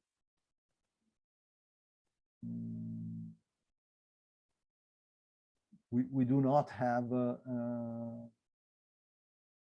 canteen service. We suppose we have a library, no pool, very limited numbers of schools are equipped with pools. Gym, of course, we do have. Technical facilities for practicing training activities. A short description, which doesn't mean that it is not mandatory.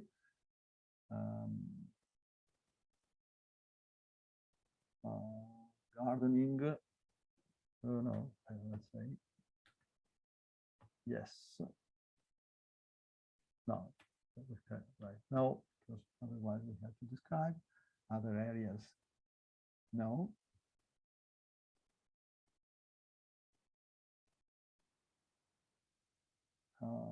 And then go to the core, which is the data entry.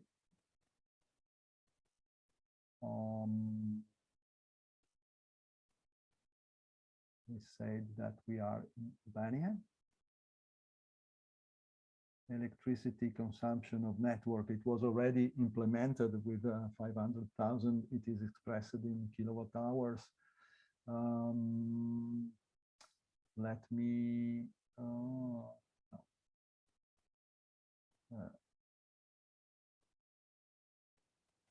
could be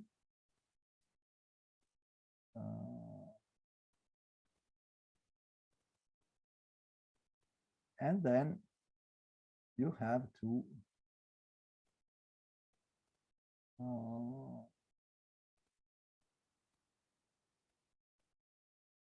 let's suppose that we use certified clean energy. Don't know if it is mandatory.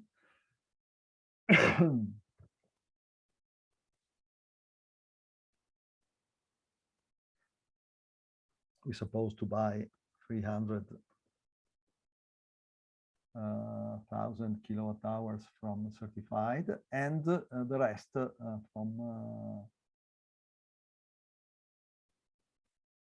we're supposed to have a very good PV plant, so the other 200,000 are produced.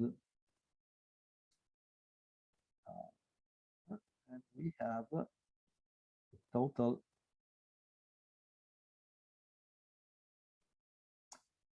sorry, I was already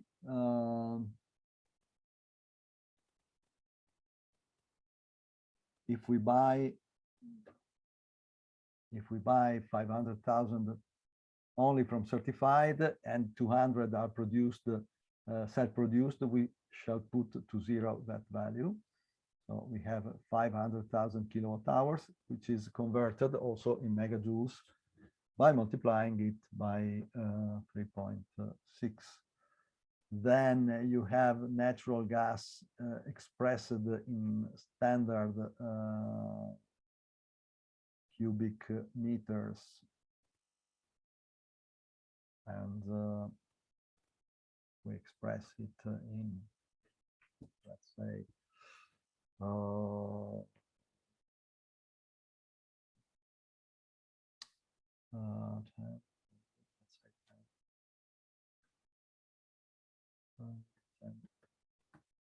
10,000 standard cubic meters.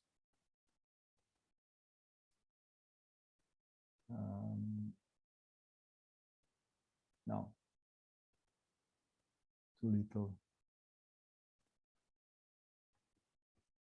No, at least 100,000. Oh, it works better. You have the number of standard degree days, which is directly related to the country, as I mentioned before.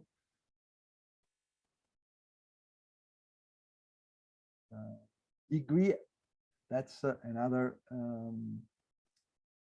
data that is required. And probably the supplier of energy services for the building can provide this this data, but it is normally provided also by public organizations in charge of climate issues, like meteorological services for each country. Let's suppose that we had warmer year, so 1,950. Drinking water from the network, from the water work, cubic meters provided by the municipal, we said that, no, say 1,500 cubic meter.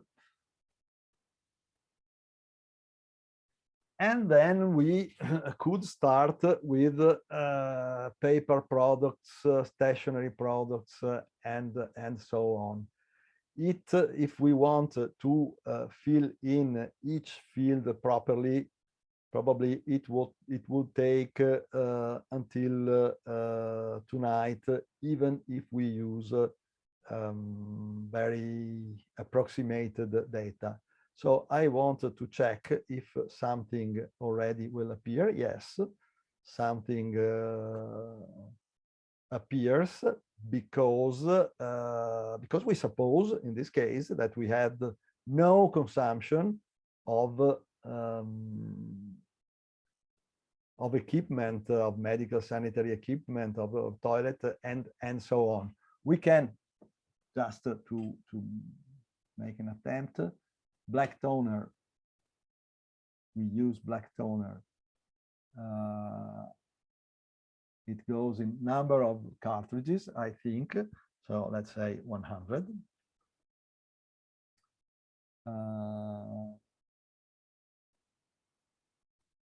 Let's suppose that we used the recycled for the color, 100 more.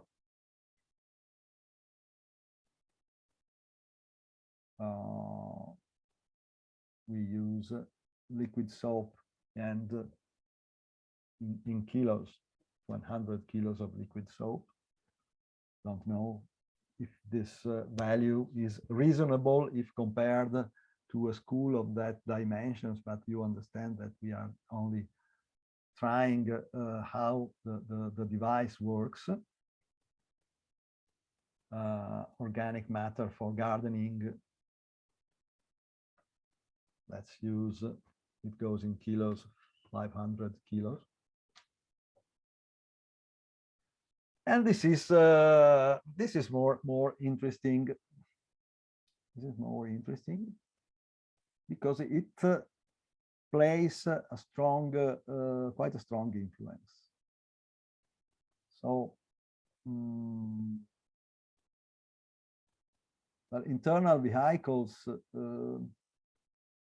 may not be so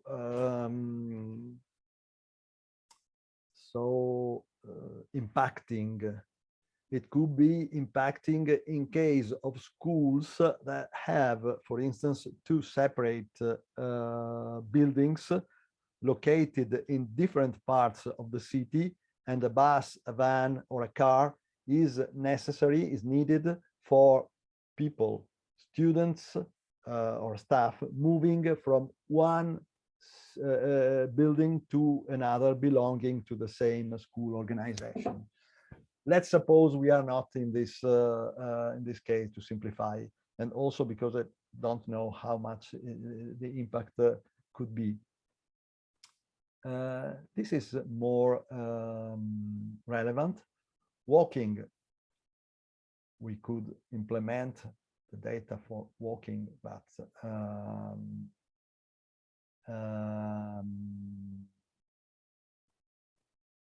the impact is 0.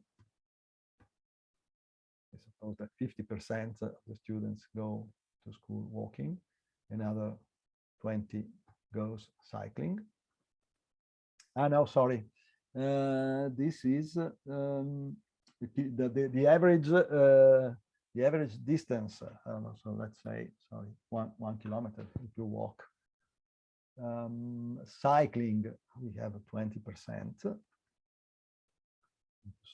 Go cycling, you maybe will have 5 kilometers.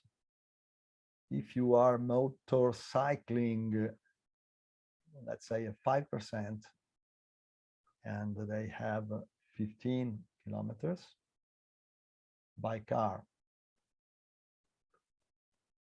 we are 75, or let's say 10%, because we include also the staff. An average of 20. And bus, we probably have exaggerated with the number of walking people, so let's reduce to 30%. And bus, let's increase and put 20%, average distance 5 km. Metro, we don't have metro. We don't have a train, we might have trains. So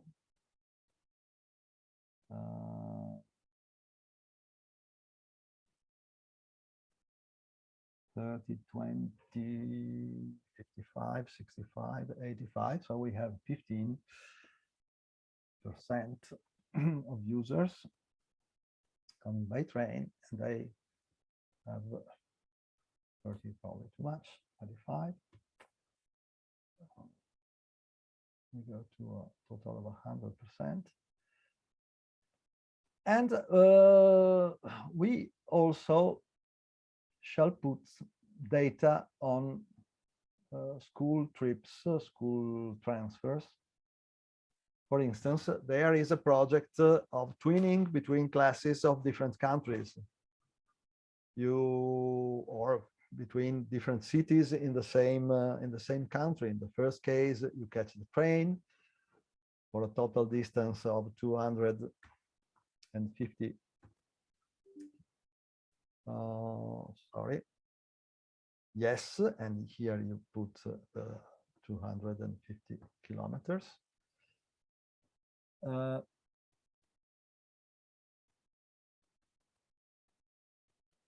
Number of persons we suppose to have, let's say 10 classes that have this kind of projects with other classes in other schools in other cities.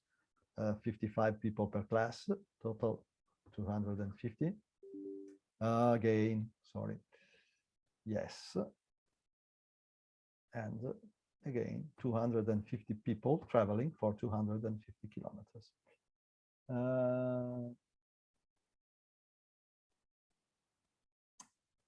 Oh no, sorry, I used the tram instead of the train. 0, we put it to 0. Neutralize train. Yes. Uh, 250.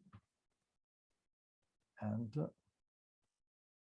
again, we said 10 classes of 25 people, and we have again 250 referred in one case to kilometers, and in the other case to people. Air travel, we have a project of twinning 3 classes in our school with a school which is located in, say, London. So we have one. We are in Albania. The distance from Albania to London could be about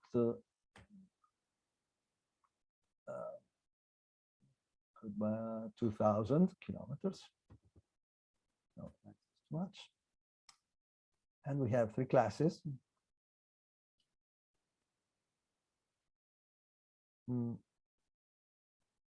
75 people. And now let's go to the results.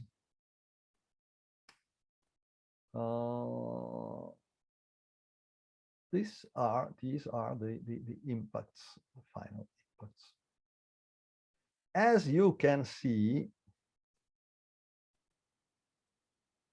the carbon footprint, which is one at the first and the most the best known impact indicator, has a value of 532,000 of kilograms of CO2 equivalent, but only 279 are coming from the building consumption.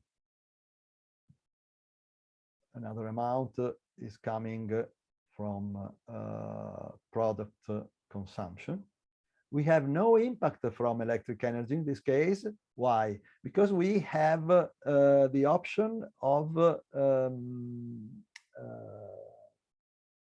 green energy. We have purchased the green energy from the network, and the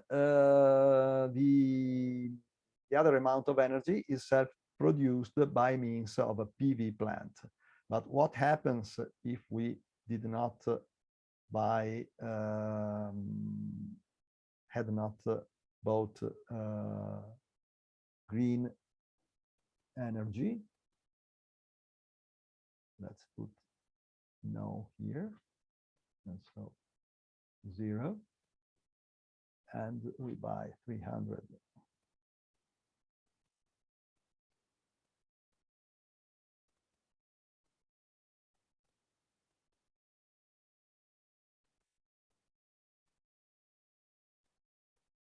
Electric energy gives an impact, and the total impact rises to 669,000. But we have a not neglectable impact from mobility. Home school mobility,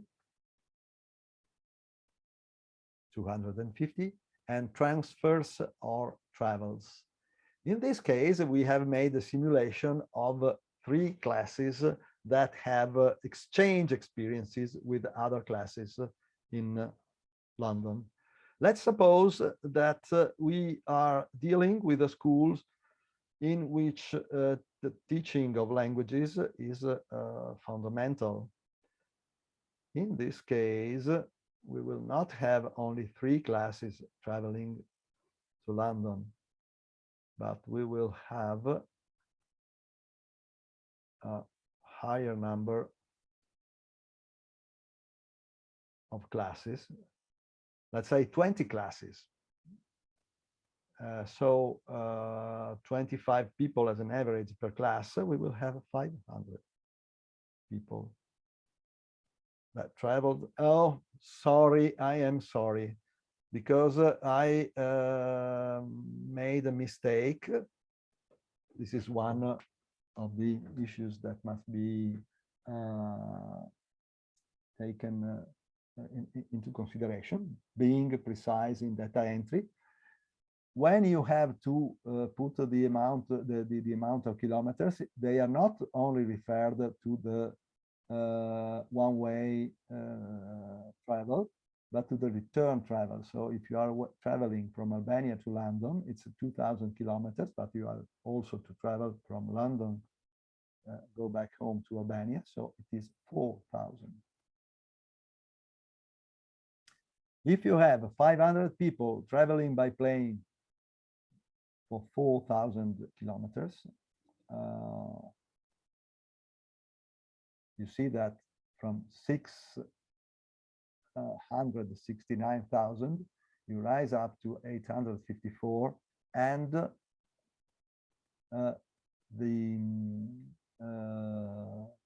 total footprint for transfers of travel rises from 18,000 in the first option to 203,000 in this second case, in which we have revised the amount of kilometers and in which we have increased the total number of classes involved in this experience. It's up to you now to use this calculator. You can practice initially to see how it works, but you see that it is relatively simple to put data as we did now. The most difficult part, but also the most stimulating, is involving your schools, the population of your school buildings, of your public buildings, the users of your public buildings, in gathering all the data in order to properly implement this footprint calculator and use it as a means to try in the next future to reduce the environmental impact of your buildings, which happens as we have just seen, not only through increasing the energy efficiency of the building, which is, by the way, important because we see that the weight in this case is 460,000 kilograms of CO2 equivalent, but also working here which doesn't mean that people are prevented from traveling. Exchanges of experiences are, I think, I'm deeply convinced of the role of these direct students exchanges, and we have a tremendous need of restarting to travel and to restart our meetings in presence, and the same is for students. But the impact we have to take into consideration, which is the impact of these travels. So, for instance, as much as possible, use train. This is a first response. Quite obviously, if you are traveling from Albania to Great Britain, traveling by train would probably be not certainly the first option. But there are cases in which you can choose between the train and the plane, and in these cases, traveling by train is definitely a less impacting option. And now let's go back. If you have any questions, you can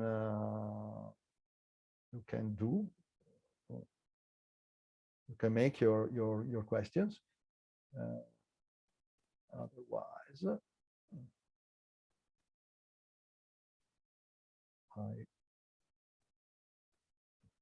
Is there a question for Mr. Zonta on this part of his presentation regarding the calculations or the end-of-footprint calculator that he presented? Otherwise, I pass to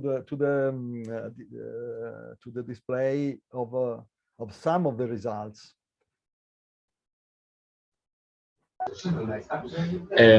Excuse me, could I ask a question on the tool? Is now a good time? Yeah. Thank you.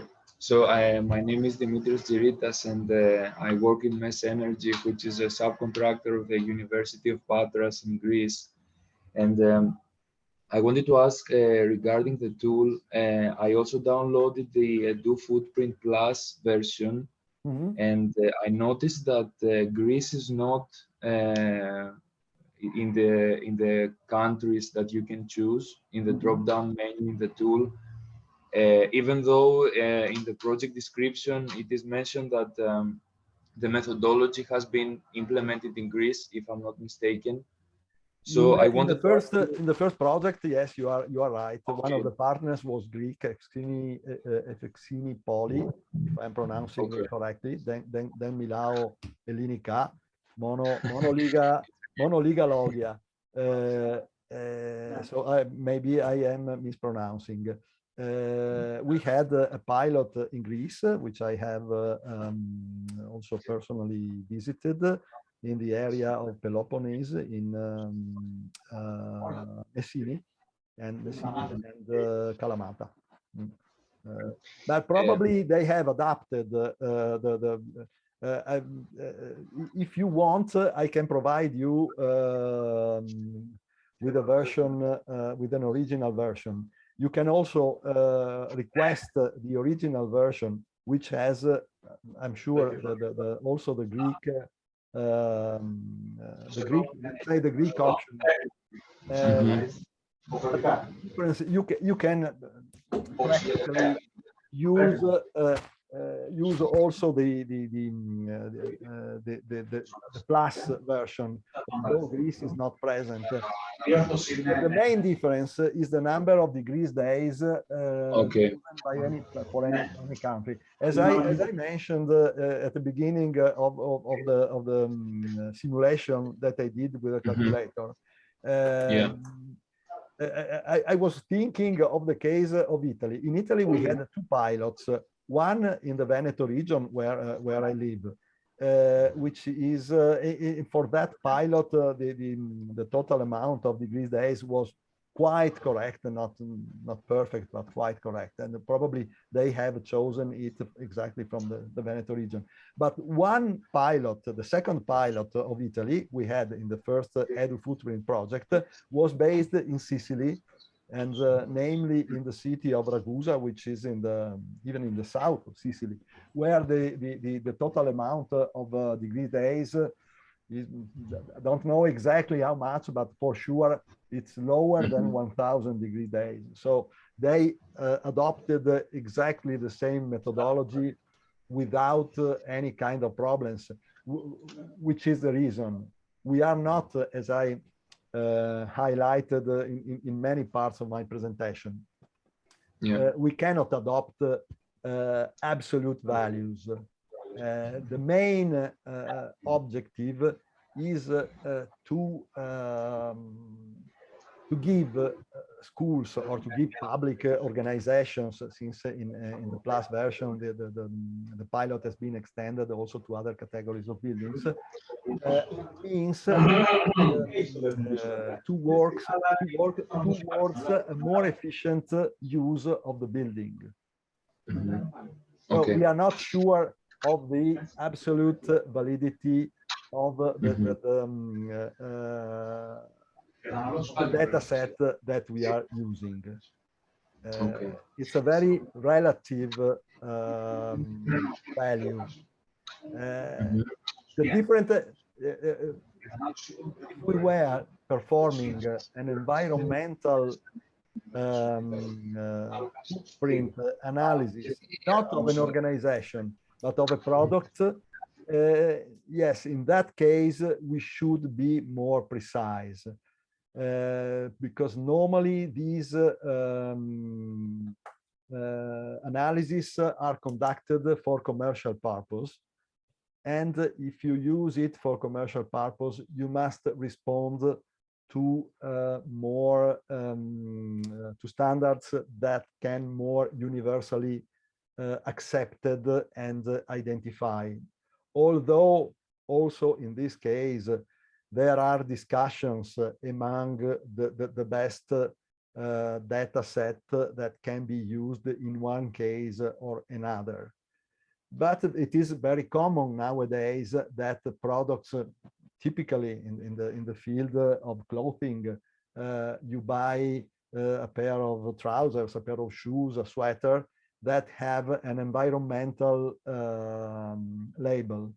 And these environmental labels are performed, are obtained through similar devices. But in this case, if you use, let's say, the wrong data set, your competition could say that your advertisement is unfair and so on. So you must be careful in this case, because the data set you use may be put in discussion by other subjects. In this case, the most important thing is to have a way to compare with yourself in your interior what you were doing before and what you are doing now and what you will do in the near future. Nevertheless, if you can have reliable data, I agree, it's better. So I don't know if that that field can be modified. We can also make an attempt. The degree days, you mean? Yeah. In any case, there is it is a mandatory field. The option of inserting the real number of degree days of the year that you are taking into consideration for the analysis that you are performing. So in some way you could correct that data, but I think since the level of efficiency is related to the ratio between the standard and the actual, the results may be affected by this number. It is wouldn't say a bug, but it is an object that should be probably adjusted in a revised version of the calculator, since it doesn't affect the scope of the tool intended as an internal reference. But if you could use more appropriate data, and in the case of the number of degrees days, I think it is not particularly difficult to adapt the tool in this sense. Well, the more it is reliable, the better for the results you can get from this tool. Okay, thank you. And one more question. If I understand correctly, right now in the current version of Edu Footprint Plus, you can apply the methodology for other kinds of buildings like Yes. office buildings, administration buildings, and so on. Okay, in the same way as for Yeah, you for school. I think you have to select. We had it. Probably no. You select from the first data set of general data. Yes, it is the second line. You have practically all the possible categories of public buildings, going from public office, court, museum, town hall, etc., medical facility. Don't know Okay. exactly what they mean with medical facility, because if you are dealing with a hospital, particularly with a big hospital, they probably have different characteristics from those of a medical district at the city or at the neighborhood level. But practically, you have all the options possible. Okay. Thank you very much. You're welcome.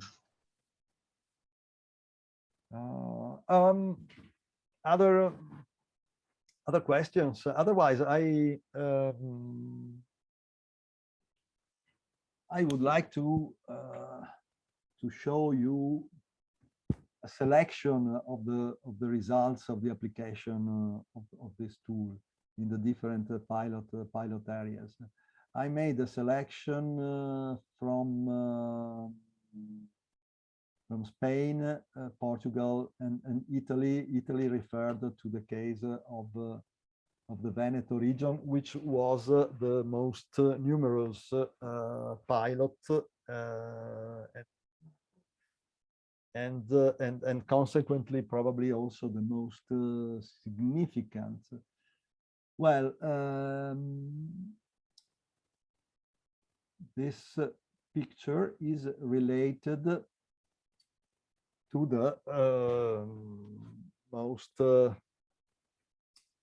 the most easy to understand impact, that is kilograms of CO2 equivalent. That is the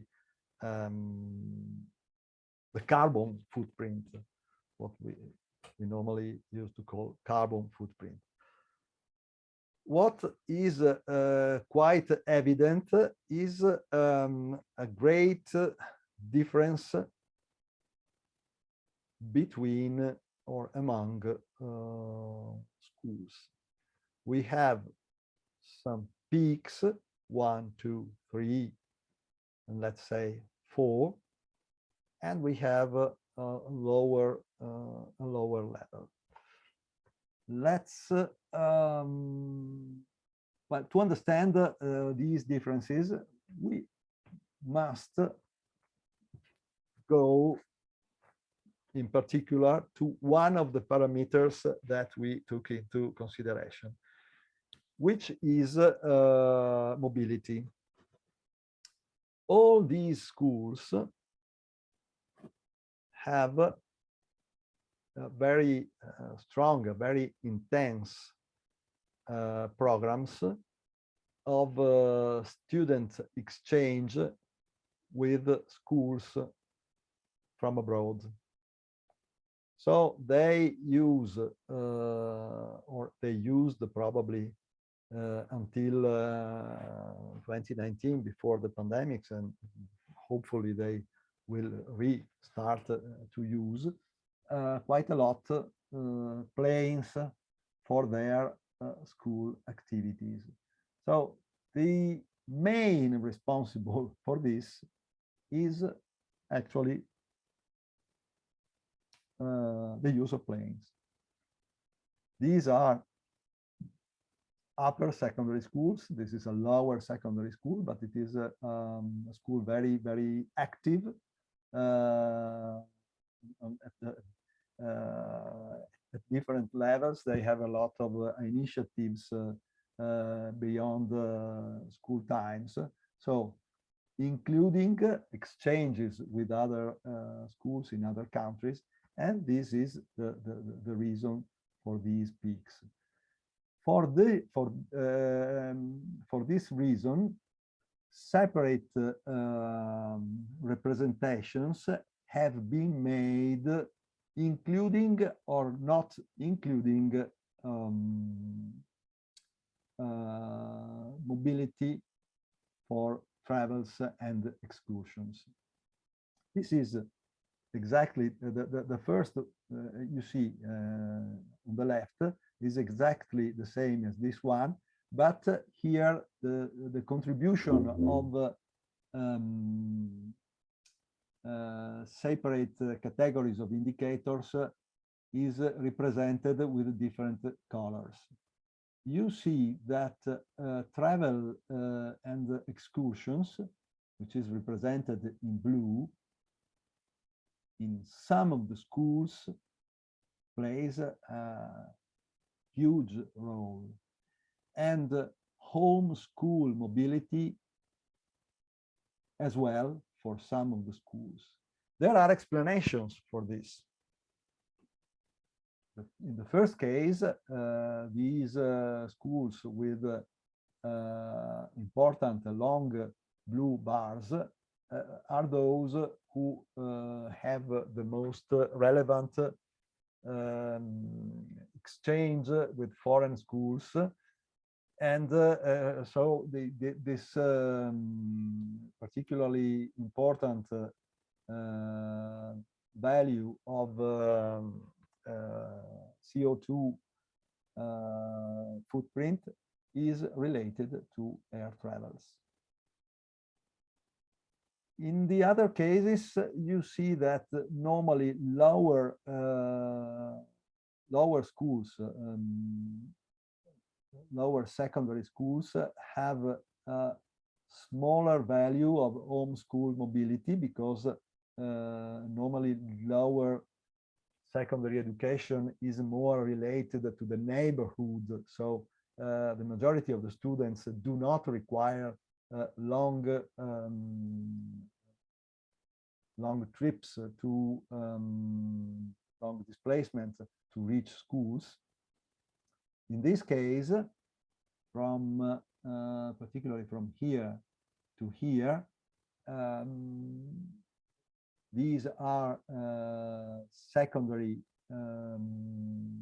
upper secondary schools, and so they have users coming from a wider area that need to use public means of transport, which have a certain impact also on the school carbon footprint. In a few cases, if I'm not wrong, in this case, in this, and particularly in this one, they also have night, evening and night courses for workers who want to let's say to improve their education, and the majority of these people reach school with their own cars, and this is the reason for being this green part so high.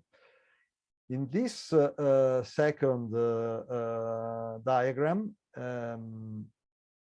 the situation is represented without taking into account the travels and the excursions. So practically, there are no planes here, practically. And the situation changes quite a lot, as you can see. We have, yes, we have a difference between upper secondary and lower secondary, but not in all cases. And for instance, in this case, the homeschool mobility is quite heavy, because this is the school that has the largest number of worker students attending the evening and night courses, who are using their own means of transport. If we go back here, we have another detail that has to be considered. We performed in the schools 2 series of measurements. The first was the baseline,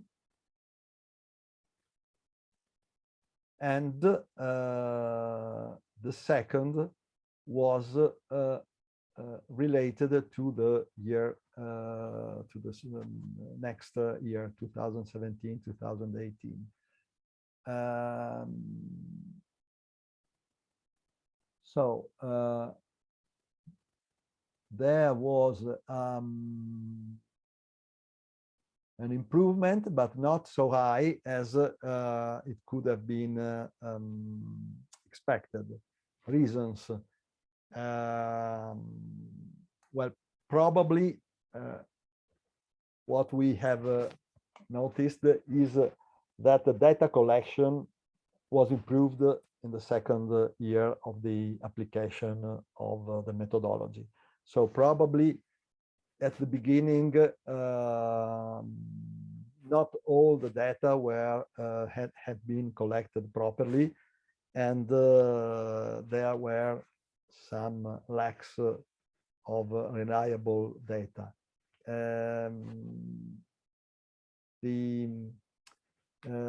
Unfortunately, in the next year, which was the year of the pandemics, they more or less the school activities were interrupted for periods more or less longer or shorter, but they were interrupted. Moreover, the energy consumption was heavily affected, and partly is still heavily affected by the circumstance that because of the need of ventilation, majority of the school buildings had to operate with open windows for a time which is longer than it used to be before the pandemic. And since the number of schools equipped with mechanical ventilation systems with the recuperation of heat is very low, comparisons are very difficult unless you introduce indicators which are in any case very difficult to identify. This is a problem not only in relation to this issue, but it is a problem also in relation, for instance, to energy performance contracting, because the conditions that you have stated in the contract as baseline condition cannot be maintained if you operate the school in a different, in a totally different way. We hope really, we do hope really that in short, we will be able to go back to the original way of operating the school building.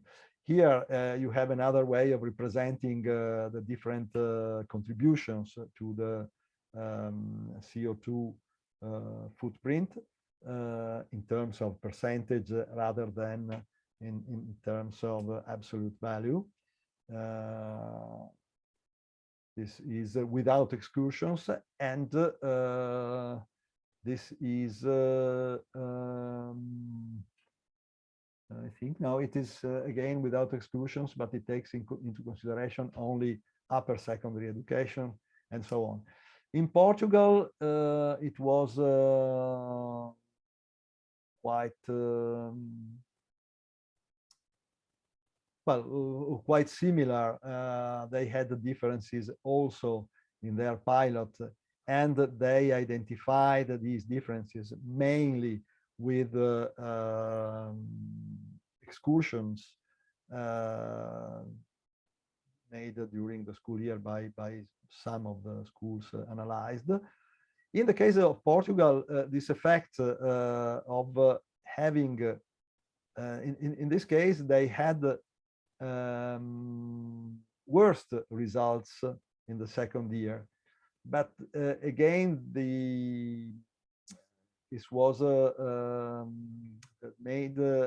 was made a relation with the accuracy in data collection that in the first year was not so good as it started to be from the second year onwards. Also in the case of Portugal, the same kind of representation was used. In Spain, there was less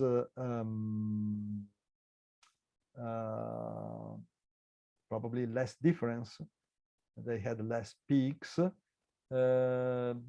This can also be explained with the fact that all of the schools of the Spanish pilot were primary schools, so they had very little amount of footprint related to trips, and also a little amount of footprint related to home schools mobility, since primary schools are typically neighborhood schools, and so the pupils have to the distance that they need to make to reach their school is normally quite limited. This also explains the values that in the case of Spain are quite low. Some of them are really definitely a bit too low, in my opinion. Probably the data collection should be investigated better, but this doesn't affect the methodology as a whole.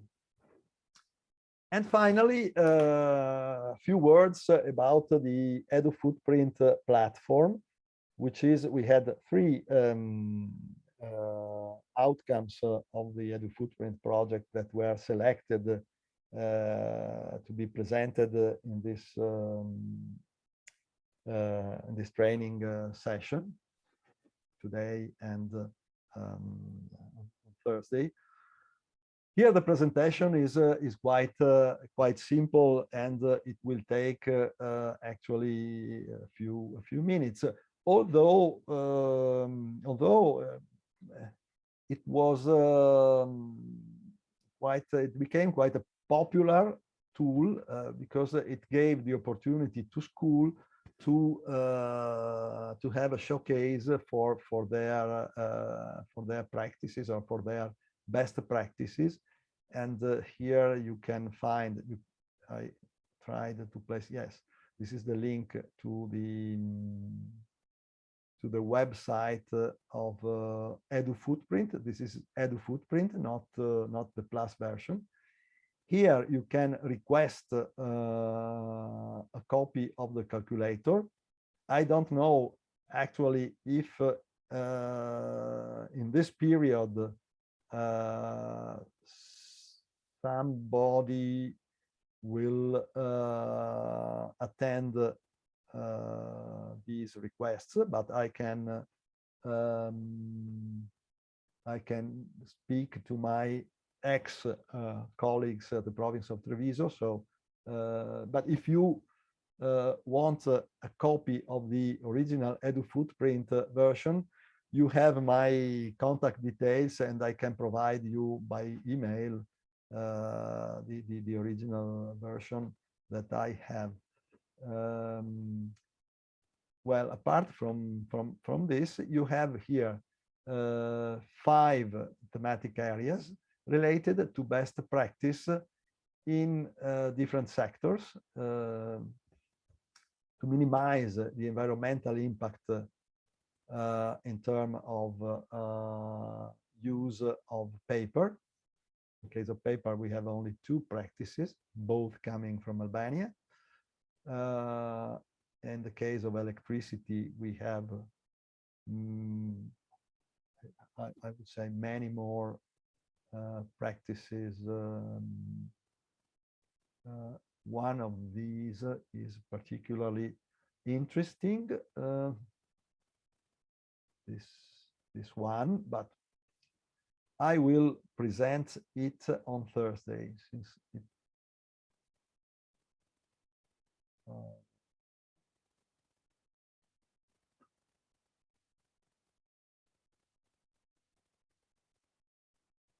it is a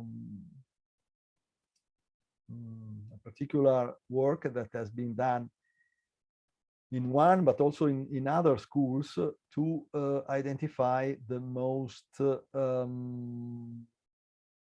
energy wasting areas and the most energy wasting times during the period of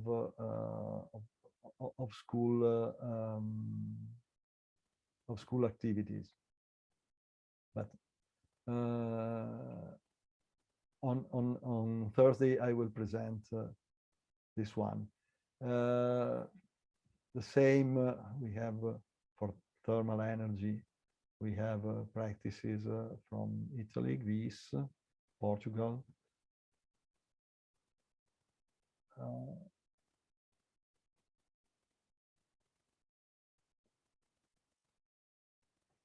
We have no best practices for mobility, which may be of may have some meaning. And finally, we have other good practices in recycling batteries,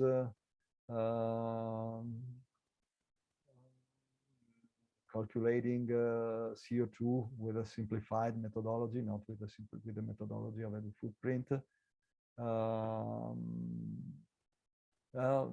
This is very important.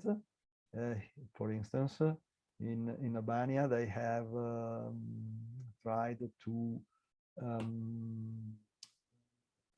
set a system for a better use of school premises and activities to try to minimize energy waste and so on. This is a platform that theoretically could be still open and implemented with other best practices. Unfortunately, the pandemic period has unfortunately stopped many of these activities, but we do hope that we will soon be able to restart with the previous activities in the school buildings. And okay.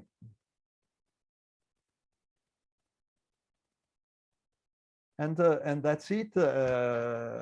Thanks for your attention for today. We will meet again on Thursday. And if you have any other questions, I am here to give you an answer as much as possible.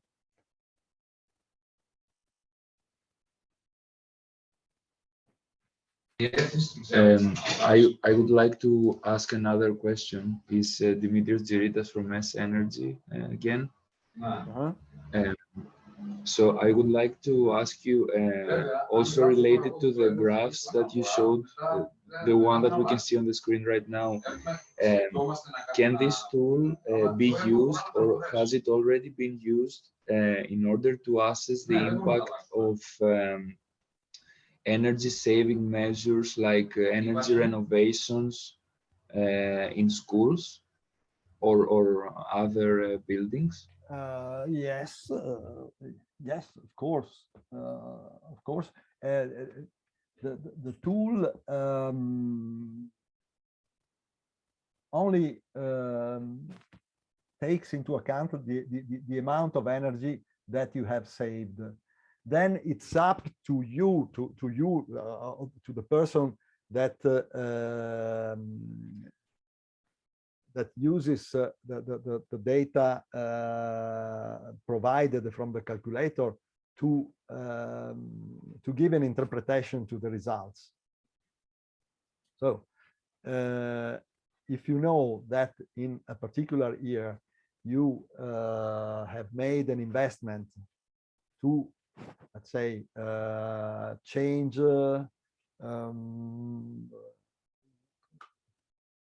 to change the boiler, to change the heat generator, and you replaced an old oil burning generator with a more efficient gas condensing boiler, or even better, you make an insulation, a whole insulation of your school building, replace windows, replace heating system with a heat pump system with electricity produced with the PV plants on the roof. Well, for sure you will improve the situation of the footprint and of the environmental footprint more in general of your building. And you know that it is not in great part related to behavior, but it is related to the investment that you have made. But after the investment, the building will be the same for a certain amount of years. So after the investment, you can restart to compare the use of the building through this methodology. So it's like you have a step in the, you have a very strong impact now. Make an investment to make it more energy performing. Well, your impact will be lowered dramatically the next year. So you say yes, but it's due to the investment. Yes, no, but from the next year, you will not have any other possibility to strongly reduce your impact. So you will have again to work on behaviors. On behaviors, or there is another possibility, which is that of, for instance, what is often called the use of low-hanging fruits. Very often, when we speak of energy efficiency, we use the metaphor. I have also a slide, but in the presentation that I've prepared for next Thursday. Compare the energy efficiency with a tree, with a fruit tree. And you have the sweet fruits, which are on the top of the tree, which are important energy renovation, important energy retrofit. You can you can pick up those fruits only if you have an important amount of money that normally comes from, not from your organization, but comes from external fundings like national funds or EU fundings. You have the so-called bulk, the mass of the fruits, which can be obtained through, normally through internal operations like energy performance contracts. But we we can use these these leverages only once every certain number of years. In an energy performance contract, we make an investment now, but the contractor needs 8, 10, 15 years to be repaid. So you can perform such investments every certain number of years. But there are also small investments, so those that are often referred to as low-hanging fruits that can be performed with a limited amount of money. For instance, you have the possibility of replacing the bulbs of a certain number of classrooms with LED, new LED LED bulbs, LED tubes. And in this case, also during the normal operation of the building, through small investments, you can improve the situation. Of course, it's not easy, it's not automatic, the attribution of the results, but you have a tool that helps you in addressing your activities to improve energy efficiency, but also to improve environmental efficiency as a whole of your building.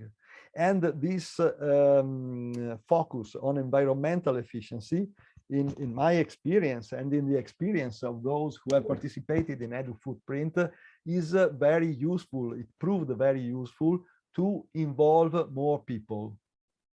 You are not only concentrating your focus on the reduction of money expenditure. You are widening your focus on the environment, and the environmental protection is a leverage which is more and more powerful within younger generations. So it is a very powerful motivating tool.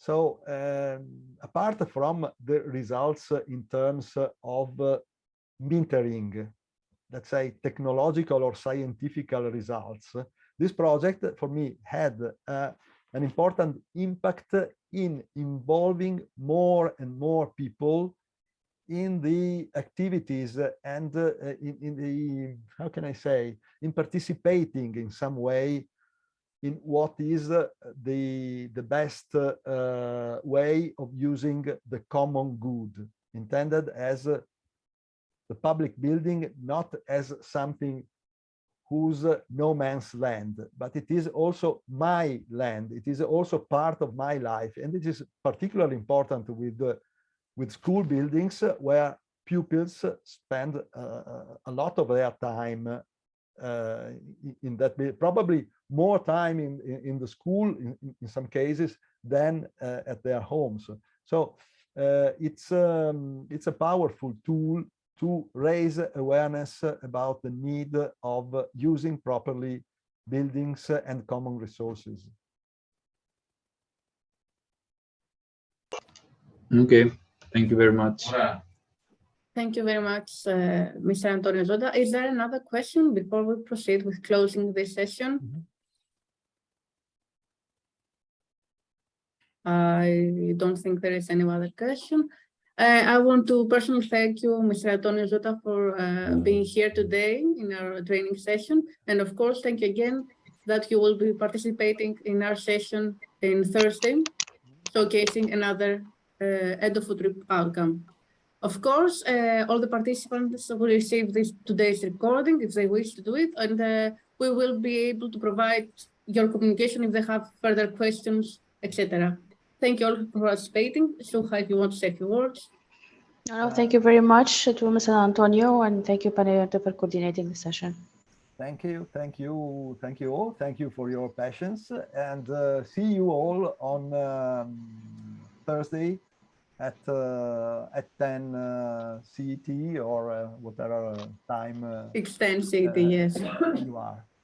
And of course, for the participant, the training sessions continues tomorrow with the project priority. Thank you. Bye-bye. Goodbye. Bye. Thank you. Thank you. Bye.